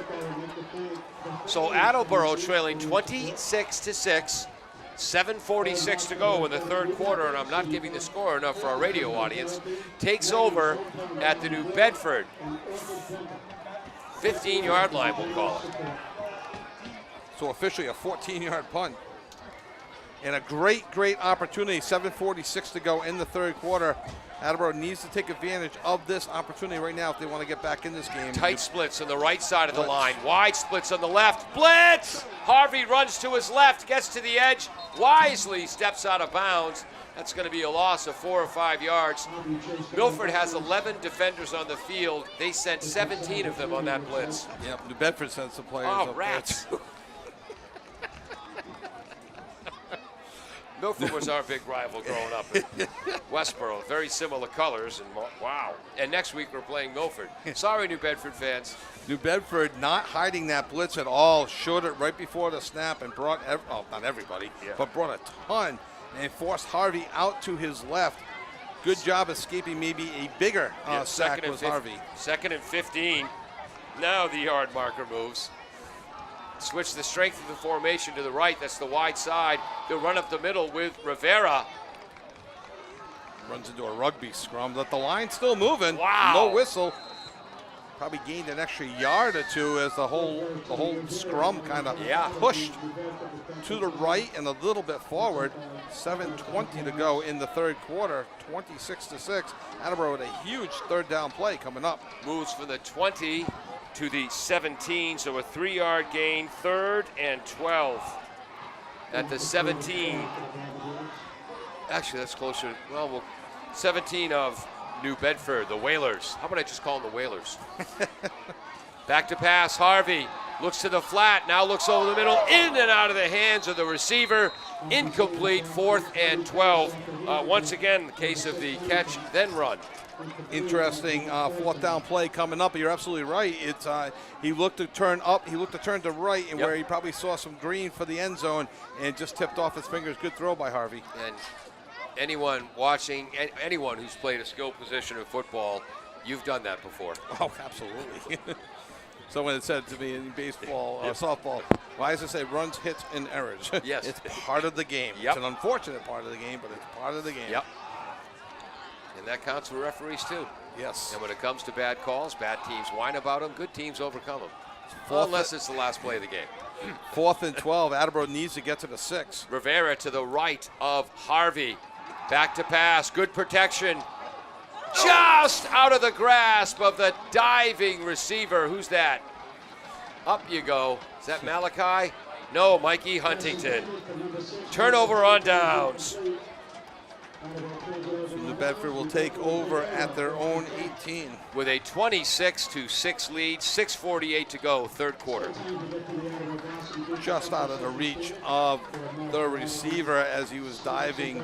If it was just back a little bit, he looked like he did have a step in single coverage in the end zone.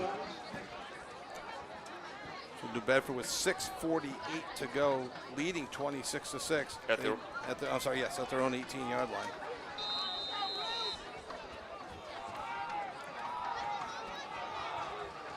Rodriguez, Twins, trips to the left. Wide side of the field, looks that way, throws over the middle, tipped.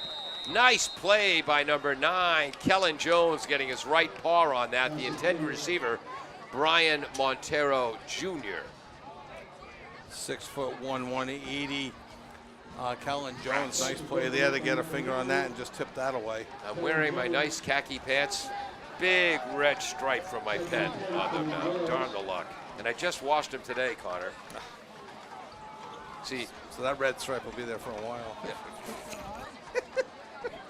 Not being 17, I washed my own clothes.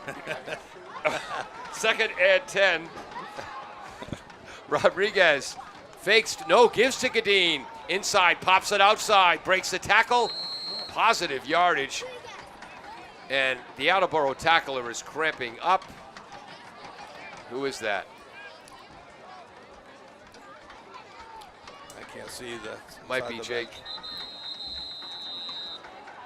And you get that with the turf fields. You get the heat all day on the pellet. It's great field management, but it does lead to some extra cramping and sometimes injuries like this. A 6-yard gain for For Jaron Gadeen, son of JoJo.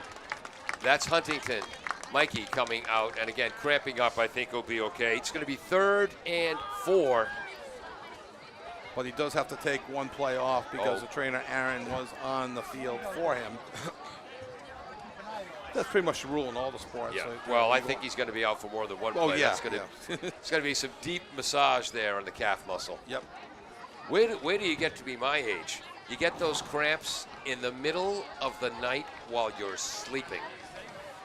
That's why you have to start every day with a banana. Get potassium in the system. 3rd and 4. This is a huge play in this game. Attleboro wants to stay close. Wide splits in the line of scrimmage for Milford in their spread offense. Trips to the right. Option right. Good option. They had a 13-yard touchdown on that earlier and have a first down on that play right now. And that might go against Attleboro. I think they may have hit the quarterback after he got rid of the ball. They may call roughing the passer. Well, it's a pitch, but still, Zachary Nunes, he had the 13-yard touchdown earlier, had enough for a first down there. And it was an option, like you mentioned, kind of pitch, and enough for the first down. Yep, and it's going to be rough and Well, the passer. it's a pitch. It's not a pass, so it could be a late hit. Or unnecessary roughness, Yeah, unnecessary. a late hit. Since he's taking 15 steps, not 10. Yep. Rats. So that's a, he ran from, let me see, the 18. He was at the 24. The ball will be. Now the ball's at the 46. Their own 46-yard line. 1st and 10.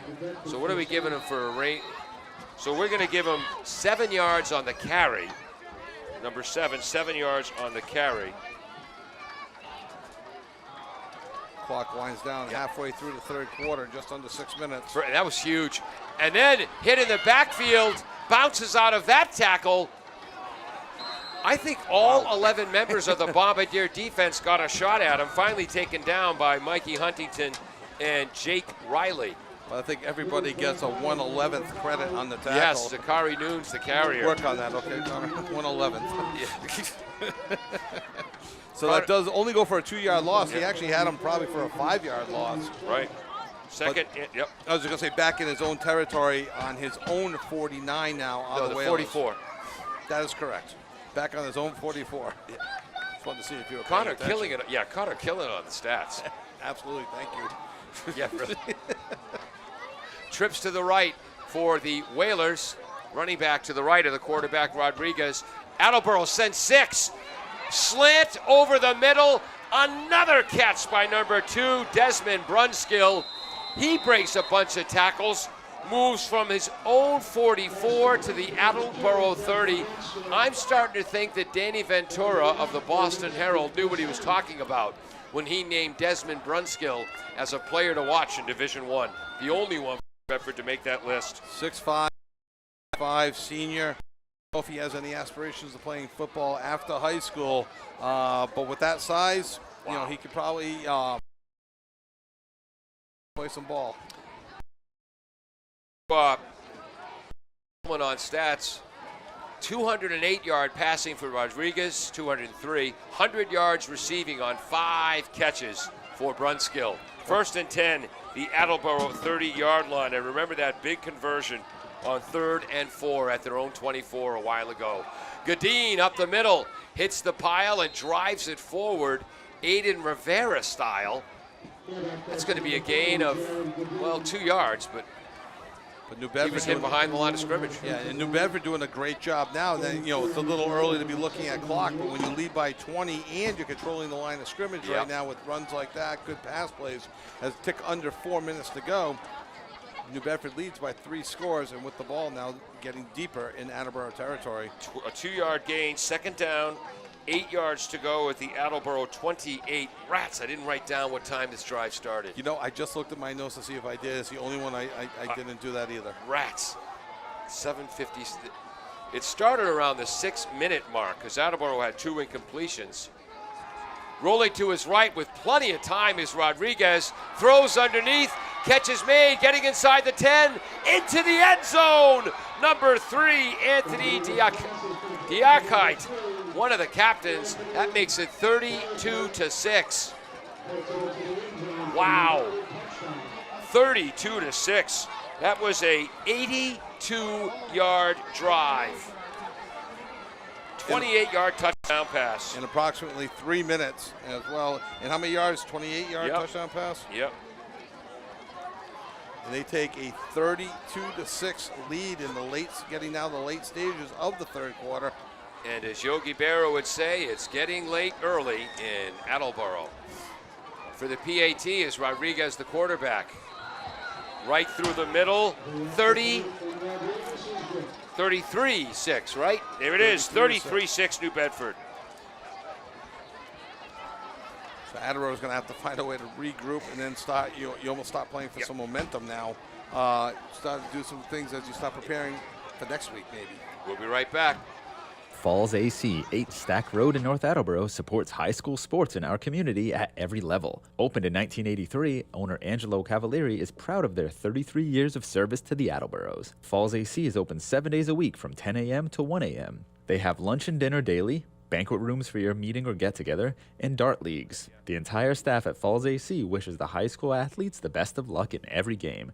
Falls AC, 8 Stack Road, North Attleboro, 508-695-2688. Sadly, he doesn't have a microphone, but Connor Coleman, lobbying for the color commentary position, points out what a missed opportunity for Attleboro with 7:46 to go in the quarter. After the 38-yard punt by Suarez and the poor punt by New Bedford, Attleboro had the ball 1st and 10 at the New Bedford 15-yard line. It could not convert.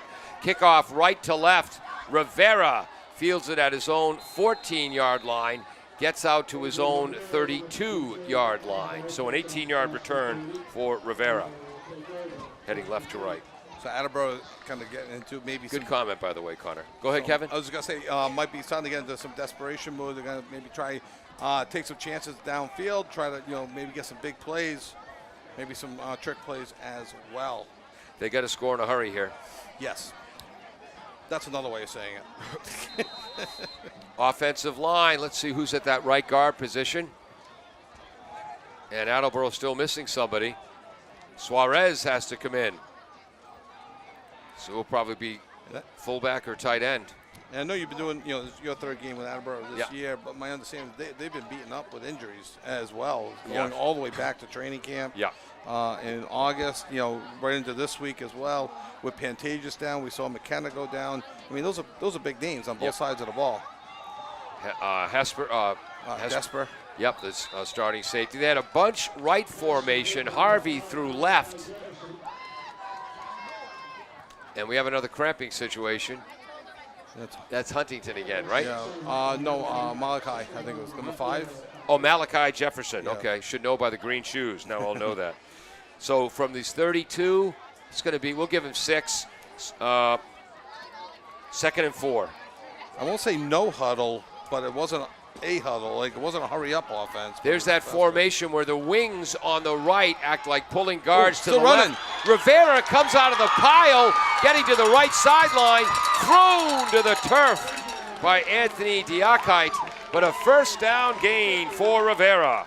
And a great run by Rivera. It looked like he was stopped for little or no gain. Breaks to the outfield and gets into New Bedford territory. And a tremendous run by Rivera. He's got to be well over 100 yards now. From his own 38-yard line to the 42 of the Whalers, so 12 plus 8.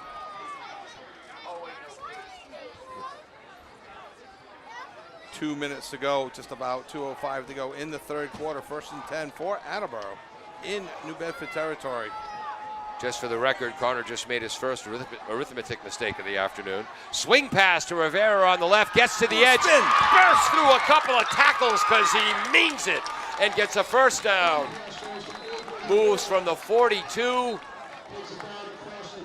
to the 26, maybe 27, and he gets up limping. Wow, what a collision. He was running angry Yes. on that play. He is very upset I'm sure with the score. And he really, the last 2 plays, he has really made 16. incredible plays happen to get the ball down to the 25, 26-yard line, 1st and 10. Rivera, 36 yards on his last 2 touches. And he burst out of a pile there. Bunch formation to the right, one wide out left. Looking that way. Tip. Blocked at the line of scrimmage. And then Harvey wisely jumps up and spikes it, imitating the Attleboro girls volleyball team. Yes. Looked like Julia Leonardo there, but that was a smart play. And a nice defensive play by number 81, Jartavis Penrose. You fight every instinct to catch the ball when it comes back to you, and it would have gone for a huge loss. Instead, it goes just as an incomplete pass and a great play by Harvey. You mentioned the volleyball team. Great comeback victory yesterday over Oliver Ames. Down 2-0 to come back and win 3-2. Yeah, it's amazing. Oliver Ames beat King Philip in 5 games. Attleboro had a 2-0 lead against KP. KP came all the way back to sweep the final 3 games. Attleboro went to OA, who had beaten KP, lost the first 2 games, won the final 3. Harvey back to pass, has time. Inside to Jones. It's going to be a short gain. Modest gain, but good positive yards, though. Initial hit made by number 2, Desmond Brunskill. Desmond, look in your diary, see what you had for breakfast and lunch today, and stick with that diet next game day for the Whalers. Gain of 3. Who was the receiver on that? I know I said it. Thank you, number 9. 43 seconds to go in the third quarter. 3rd and 7. They're at the 23-ish, 22-ish. We'll call it 23-ish. Sounds good. 3rd down and long. 6th play of the drive. Back to pass. Harvey under pressure. Pump fakes. That was a fastball. Just past Suarez. So you'd say a fastball that just missed the outside corner. Just a bit outside. 4th and 7. They got to go. They got to go for it. They're 4 down territory. 26 seconds to go. Oh, for the radio audience, I should mention it's 33-6. New Bedford, the Whalers, with 26 seconds to go in the third quarter. Big number 50. Now they've gone to a 3-man defensive line with big number 53 in the middle. Starts at left guard on offense, defensive tackle on defense. Niall Montero. Attleboro needs to get to the 16-yard line of New Bedford, going left to right. No win tonight. New running back in to the right of Harvey. New Bedford comes. End zone. Picked off. Should have knocked it down. If he knocked it down, he'd have the ball at the 23-yard line, but a great interception by number 3, Anthony Diakite. And Milford takes over at their own 2-yard line. Tremendously athletic play. Yeah, very athletic play. It looked like he may have had the receiver as he went up for it. It looks like he got hurt going for the ball. He's up now, but they are checking on him. And with 20 seconds to go in the third quarter, turnover on downs, and New Bedford will take over 1st and 10 from their own 20. This is what fantasy football has done to the world, because I'm sure Coach DeBrito will tell him when they go over the game films, it's 4th down, you got to knock the ball down there. We take over at the 23, not our own 2-yard line. But he's thinking, Coach, my fantasy stats. Yeah, I drafted myself. Right. I'm sorry. Yes, Calvin Ridley action, says Connor. And I just made a mistake. I said they were taking over 1st and 10 at the 20. I meant this 1st and 10 at their own 2. Their own 2? Right. Not 20. I added a 0. But my name, image, and likeness, Coach. The next level. So in his own end zone, Rodriguez with his running back to his left, twins both ways. And they give to Gadeen up the middle. Runs right behind the right guard, De Silva Pereira, the right tackle Shields. We'll throw the center Thompson in there. And that's probably going to end the third quarter. When we get back for the fourth quarter, it will be 2nd and 7 or 8 for the Whalers. They'll be heading left to right with a, get this, 33-6 lead. Don't go away. Bristol Glass, 110 North Main Street in Attleboro, has supported local high school sports for many years. Bristol Glass has been chosen for glass replacement projects for home and business for over 60 years. From shower doors to auto glass and mirror replacement, Bristol Glass is ready to do the job. They accept most insurance plans and serve several communities around the Attleboro area. They're open weekdays from 8 a.m. to 4:30 p.m. You can contact them at 508-222-5810 and on the web at bristolglass.com. Welcome back to AACS 15 Sports. We got a new nickname for Connor Coleman on stats, Eagle Eye. What did you pick up there? After dealing with so much injury through those first 3 quarters, another one is added to that list. David Riandu is sitting on the sidelines right now. He had his shoulder pads off at one point. Wow. And then Adrian Rivera was also off for those last few plays, and you could really notice the pressure getting to Matt Harvey a lot quicker than usual without David on that line. And something to look out for. So I think Jake Riley was at running back, and I believe Dennis Million Alicorn. Noel Castro was at running back. And according to the depth chart, that'd be Dennis Million in at defensive tackle. Attleboro desperately needing a turnover here deep in New Bedford territory. Cam Marsh. Third down, second down, 8 yards to go. Pass is complete, but a flag is down. Might be offensive interference, but a tremendous catch. That is the third catch that Desmond Brunskill has made while spinning in the air. He may have created a little extra space for himself. Oh, you saw that? So when you were able to create some space for yourself, you put yourself in position to make those. But that was he is a tremendously athletic individual, and really good. Just got caught in a little bit of a push-off situation there. And you didn't need Connor's eagle eyes to see that. That was before the tremendous spinning catch, that was a two-hand push-off to give himself some room. Number 17 coming back in for the Bombardiers. This is Saeed Ismail. And he's in at one of the safety positions. Who's the other safety now? Number 24.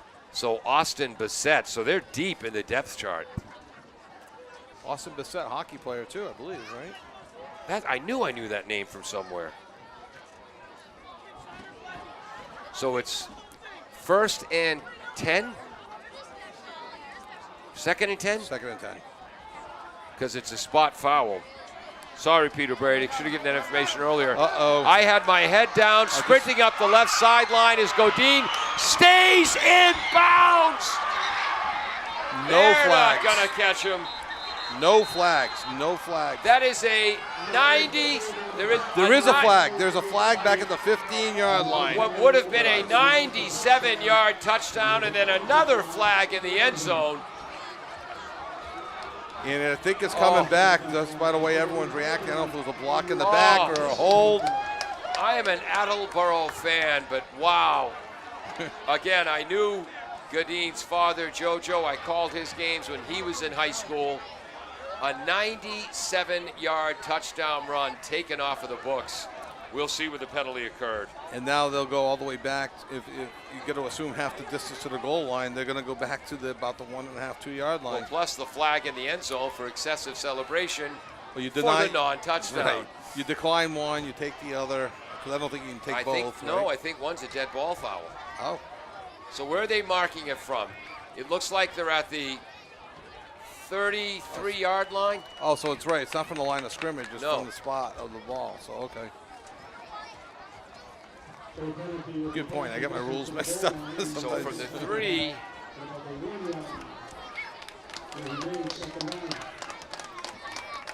All right, so they mark the ball from the 15-yard line, so he gets credit for a 12-yard run. And now they're marking half the distance on the excessive celebration penalty. So the ball's going to be at the 4-yard line. So instead of 97 yards and a touchdown for Godin, it goes as a 15-yard rush. See why we do stats in pencil?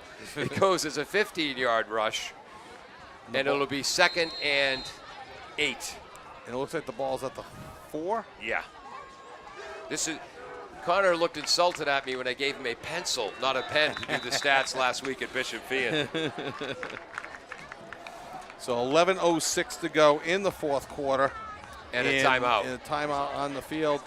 And we don't have any updates on any of the players that went off, but we're assuming that we have not seen Brody McKenna come back. We have not seen Rivera come back. No, Rivera's back. Oh, Rivera's back. Okay. Well, not right now, but yeah. Right, okay. I just want to make sure of that. So hopefully everybody that's injured is okay. And we'll be ready for next week's game. Who are they playing next week, Paul? Milford. Oh, that's right. I don't know how I can forget that. We'll be right back. Why I oughta. Does your back hurt after a long night's sleep? Ow. Has your mattress seen better days? Is your current bedroom furniture a mixture of different furniture sets? The Bedding Center, located on Pleasant Street and proud sponsor of this radio station and high school sports, offers a wide array of mattresses along with beds, bedroom furniture, and odd-sized mattresses and box springs. You can reach them online at bedding-center.com or by phone at 508-226-8090. Welcome back to AACS 15 Sports and 1320 WARA Radio in Attleboro. 11:06 to go, 33-6, Milford lead. They are facing a 2nd and 8 at their own 4. That's in the wrong place. There we go. Rodriguez, pistol formation, gives it to Gadeen. Hit by Jackson Huntington in the backfield. That's going to be a loss of 1. Tried to spin out of it, but Attleboro with 2 tacklers there, not having anything to do with that. And that was going to be a 3rd and long from about the 3. 3rd and 9. Peter Bray running our graphics. Almost always is outstanding at it. Dave Angel is on top, manning our camera. Jim Jones, the engineer in charge. I'm Paul Healy, along with Kevin Callahan, and Connor Coleman is keeping stats while shaking his head in disbelief at the old guys. Hey, wait. That's me too. All right. The older guy. Notice he didn't deny it. No, he did not. 3rd and 9 from their own 3 for the Whalers. Pistol formation. They give it to Gadeen up the middle again. Has a hole again. He ran left behind to Cruz, the tackle on Montero, the guard. Oh, sorry. Thank you. Number 23, Marquise Gonsalves. Thank you. And that's enough for a first down, and a huge first down. Attleboro desperately needed a punt from New Bedford there, and that was enough for a first down. Actually, they did everything they could there to prevent a long touchdown run there. In on the tackles, number 5, Malachi Jefferson, who's now back at one of the safety positions, along with 24, Austin Bissett. So 1st and 10, and where are they? The 14. Their own 14-yard line. Again, they run up the middle, bounced outside, gets to the edge, breaking a lot of tackles, still on his feet. And look at him try to stay in bounds. They've held the ball for about 7 minutes. They haven't gone anywhere. Yeah, he was knocked out of bounds. Clock stopped with 9:19 to go. It's 33-6, New Bedford. This is going to be one of the biggest wins for the Whalers in a very long time. We talked at the outset, both teams looking to, kind of establish their identity early in the year. Injuries have been a major factor for Attleboro this year. New Bedford, losers of 2 in a row to start the season. Desperately needed a victory as well to not drop to 0-3. Yep. That was a 10-yard gain. We think that was Zachary Nunes, number 7. 1st and 10, their own 24 as they're trying to drain clock. That's Godin. Runs right, breaks a number of tackles, cuts back to the left, taken down by Austin Bissett, or he'd be running till next Tuesday. Another first down for the Whalers. Moves from his own 24 to his own 38-yard line. Give Bissett a lot of credit on that tackle as he was running back towards his left. Bissett wrapped him up and pulled him down in a solo tackle out by the 37-yard line. Nice play by Bissett because, like Paul said, Bissett doesn't get him. That's probably a touchdown.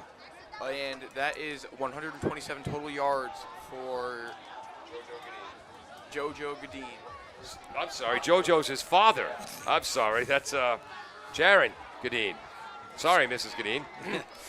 This is just a straight run up the middle for about 8 or 9 yards, close to midfield, probably about their own 46-yard line, and that will be 2nd and 2 coming up. Tackle made, I believe, by number 55, Jake Lawson. And then coming in for Jake, number 52, Dennis Million Alacron. Who was on that ball carry? Thank you. Oh, I should tell the listeners. That was number 23, Marquise Gonsalves. I'm deep, I'm perceptive, I see things. We're keeping secrets here. Yeah.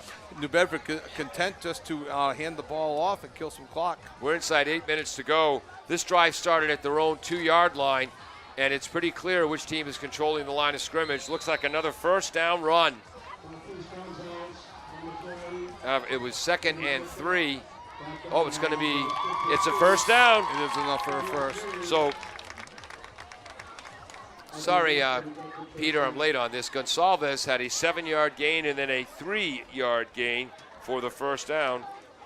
1st and 10 from their own 48-yard line. Wow. 7 minutes and 27 seconds to go in the fourth quarter. New Bedford in no rush. But you're right. You mentioned Rodriguez was limping a little bit earlier. Yeah. Just saw him come back from the sideline after getting the play call. Still limping a little bit. Yeah. So we're wonderful to be seeing another quarterback just to protect Rodriguez going forward. Spread formation. Twins right. They've got a slot back who acts as a pulling guard. 3 Attleboro players on the A-gap blitz come right up the middle. Actually, coming from the outside was Rivera. But Michael Huntington, Aiden Rivera, and number 52, Dennis Millian Alicorn on the sack. Loss of, we'll call it 7. And that looked like one of those miscommunication plays as well. Yeah. He turned one way, no one there turned left, and then 3 Attleboro players were in for the 7-yard loss. And again, Rodriguez, kind of limping back and forth from the sideline, getting his play, coming back into the huddle. Second, they're the 16 or 17. 16 or so. Whatever Peter Bray has is what it is. From their own 42. Trips to the right for the Whalers. See, since I started calling them the Whalers, I haven't made the Milford mistake once. The Scarlet Whalers. Good point. Well, they do wear red. Another big red pen mark on my pants. Rats. No gain on that carry. Who had that, Connor? 23 again. Thank you. We are down to 6 minutes to go in the game. Whalers leading 33-6 over your Attleboro Blue Bombardiers. 3rd and 17 inside their own 42 now. Marquise Gonsalves, a 5'8", 165-pound junior. Gadeen, boy, he's just a junior too. Jaron Gadeen, 5'7", 160. 4-man front for the Bombardiers. 4 linebackers still sticking with that press coverage on the wideouts. Well, the wideout on the left. They were backed off the wideout on the... I still imagine they're just going to be running the ball, no matter what the formations are. 5:24 to go, letting the play clock run. You see the back charge with his 5 seconds hand up when the play clock run down. Well, the good news for Whaler fans is Marquez broke a number of tackles. Bad news for Whalers fan, never made it to the line of scrimmage. No, never made it to the line of scrimmage. And good to see the Bombardiers hustling to the end here. Suarez was in there. Who's that? Is that number 61? Cameron Marsh was in there. It's going to be, we'll give them a gain of 1 and call it 4th and 16. They're on their own 43-yard line. And this might even be one of those situations where they let the clock run all the way down and then use a timeout before punting just to get the most out of the clock. Or they'll just snap it. Inside 4 minutes and 40 seconds to go. Bombardiers behind on the scoreboard, and they've had some players beaten up today. And they got their Hockomock League schedule starting with Milford. Pass snap, fumble snap. And somehow gets it off again through a maze of arms is Desmond Brunskill. And it takes a New Bedford roll, then it starts to roll back a little bit. You watch this game long enough, you get the idea that old Des, number 2 on the white, knows how to play a little bit. Yeah, just a little bit. Attleboro will take over playing for Pride now with 4:13 to go, down 33-6. And they're at their own 34-yard line. Why is the number 34 important, Connor? That was my number at Westboro High. The best player at Westboro, like at Syracuse, where you want to go, always got number 44. My brother John got number 44. I got 34. David Ortiz wore 34. Coach me when he made the right decision. David Ortiz played baseball. Oh, I know. Why I oughta. But at Syracuse, Ernie Davis, Jim Brown, Floyd Little, all wore number 44. Bombardiers ball. Back to pass is Harvey. Sideline and goal. Suarez is open. And the ball falls to the turf. That's our 3rd catch, then run. Yes. Violation. And again, the tremendous catch Suarez had for the touchdown, that was the easier play, but it happens. Incomplete.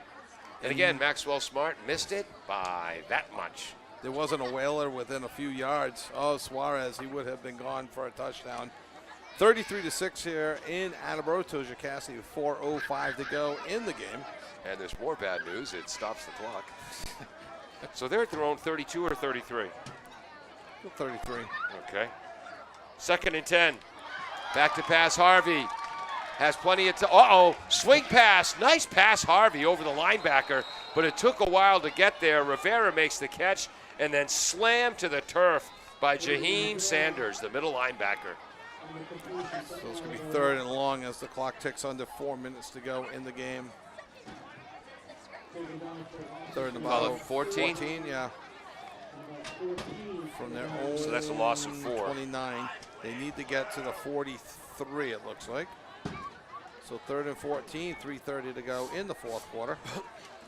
Milford with a 33-6 lead. Oh, who are they playing? New Bedford. Harvey, long bomb down the right, overthrows Suarez. Double covered that time by number 21, Lennox Brunskill, who's a sophomore, and Marquise Gonzalez, excuse me. 4th and 14, they'll punt it away, I believe. Lennox Brunskill, 5'7", so Grossberg coming. He's going to Yeah. catch up to his brother. Well, that's like, assuming they're brothers. It could be cousins. It could be that's true, but I'm best friends with the last name. the I first don't know. Healy male in 3 generations to be under 6 feet tall. I'm not bitter and angry about it, just angry and bitter. Notice that Attleboro punting on 4th down. Spiral, Suarez punts, Calls fair for a catch. Fair catch by number 7, Zachary Nunes. You know how I say high school punt returners stand way too far back? It's a good thing Nunes didn't listen to me there, because that was a heck of a punt, and Nunes was right there. Good punt. A little surprised at the fair catch call. It looked returnable. However, you don't want to get injured as well. And Hey, you know what else? Mark DeBrito in his long, proud career at New Bedford, he's been on the other side of this score yeah. on occasions. So and by returning it, it could be perceived Exactly. as starting to run it up. So, okay. the goal here is to get out of this game without getting anyone hurt. Right. And the last thing Coach DeBrito would ever do is run up the score or try to rub his opponent's nose in defeat. All right. And it's a non-league game. It looks like they got a good relationship. Last year they played, and obviously this year might be a series, a rivalry that gets renewed every year. Well, back in the old days, they were in the same conference. Right. Is that the old colony? Something like that. I think so. Now New Bedford's in the southeast. Oh, a new quarterback is in. Runs 13. to the left. Breaks the tackle of Attleboro's number 64, Pavlos Parnos. That's sophomore quarterback Sean Waters, 5'8", 143. Finally brought down by Hunter Kamara. I agree with that decision of taking Rodriguez out. He was limping back and forth. Under 3 minutes to go in the game. He's your place kicker. He's your quarterback. Give him the rest. Who ran that, Kevin? Number 13, Sean Waters. Okay, Called his own 7-yard number. gain. 2nd and 3 at their 44. There's that number again. Trips to the left. Oh, he's got a hole as both teams have a lot of subs in. Fumble. And there's a fumble. So we're going to give him credit for a 9-yard gain, and Attleboro has the ball back. So a 9-yard gain for Sean Waters, then the fumble. Coming up with the ball is number 38, Trevor Hoyt, senior, 5'11", 168. Way to go, Trevor. So Attleboro will take over on the fumble recovery with 2 minutes and 18 seconds to go in the game, trailing 33-6. I also want to credit Attleboro's coaching staff. Jim Winters last year in his first year surprised everyone as the Bombardiers went 5-6. And again, the Hockomock League might be the toughest league in the state, top to bottom. Top to bottom, absolutely. Boston Globe, their last ratings of the 20 top teams in Eastern Mass, 5 of them Hockomock League teams, and just on the edge was a 6th. Well, you know how I feel about the Hawk, and all the sports that we do. So. Kevin and I are proud, confirmed Hockomock League snobs. Running to the left, number 23, Noel Castro. Tackle made by number 12, Clayton Pator Norales, and number 35, I believe, Mason Rigo. Clock is moving. That's a loss of 2, 1, Yep. 2. Looks like it's at the 45. Yeah, so a loss of 2. So second and 12. Yep. Maybe the 46. 11 and a half. Yeah. Quarterback is in. Again, Castro running left. The quarterback's number 14, Braden Jones, a 6 foot 1 inch, 175-pound freshman. It's good size for a freshman. Good to see him getting some work in here as well. A gain of about, well, it's going to be third and we'll call it a long 4, a short 5. Okay, 3rd and 5. So that's a 7-yard gain for Castro. And since I have a drive all the way back to Quincy after this, thank you, Mr. Castro, for staying in bounds. As we are 1 minute to go in the game. Number 84 is wide left for the Bombardiers, Trevor Hanrahan. Right slot comes in motion left. Running up the middle is Jones. And that should be good for a first down. That'll temporarily stop the clock while they move the chains. And now they started it back up.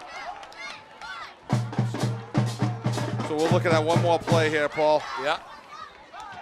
What'd you give Jones on that? 6 yards, thank you. As my game notes are getting a little ragged here. Number 64 is in on the line. Pavlos Parnos, he was also in defensively. Wish I could give you more of the numbers. I know you don't get a chance on the varsity field much. That's number 37. Jaden Rivera. I wonder if he's related to Aiden, because boy, was that similar running style. No, he's not. And a sophomore himself, 5'6", 145. And the teams are lining up. That's going to do it. Milford, 30. New Bedford. Wow, New Bedford. I can't believe it. If you're from New Bedford, get a good attorney and sue me. The New Bedford Whalers, 33. The Attleboro Blue Bombardiers, 6. A 41-yard touchdown run by Jaron Gadeen. Attleboro came back with a 60-yard drive in 10 plays, a 3rd and 27 play, a great catch by Suarez for the 27-yard touchdown. PAT was no good. 7-6, New Bedford. New Bedford came right back in their next possession. They drove 60 yards, a 5-yard touchdown pass to the outstanding Desmond Brunskill, first of 2 touchdowns. PAT made it 14-6. Later, 1, 2, 3, 4, 5, 6, 7, 8, 9, 10 play, 88-yard drive, ending with a 13-yard touchdown run on an option play by number 7, Zachary Nunes. Their next touchdown late in the first half, a 6-yard touchdown pass to Desmond Brunskill. He also had a 38-yard reception earlier.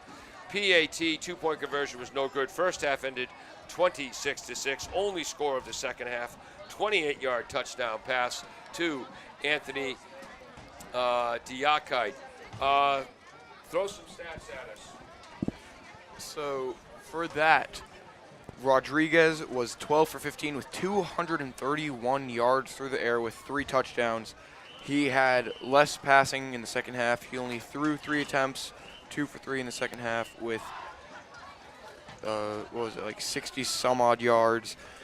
And then number 7 for the Whalers, Nunes, I had him 9 attempts, 56 yards and 1 touchdown with 1 reception for 3 yards.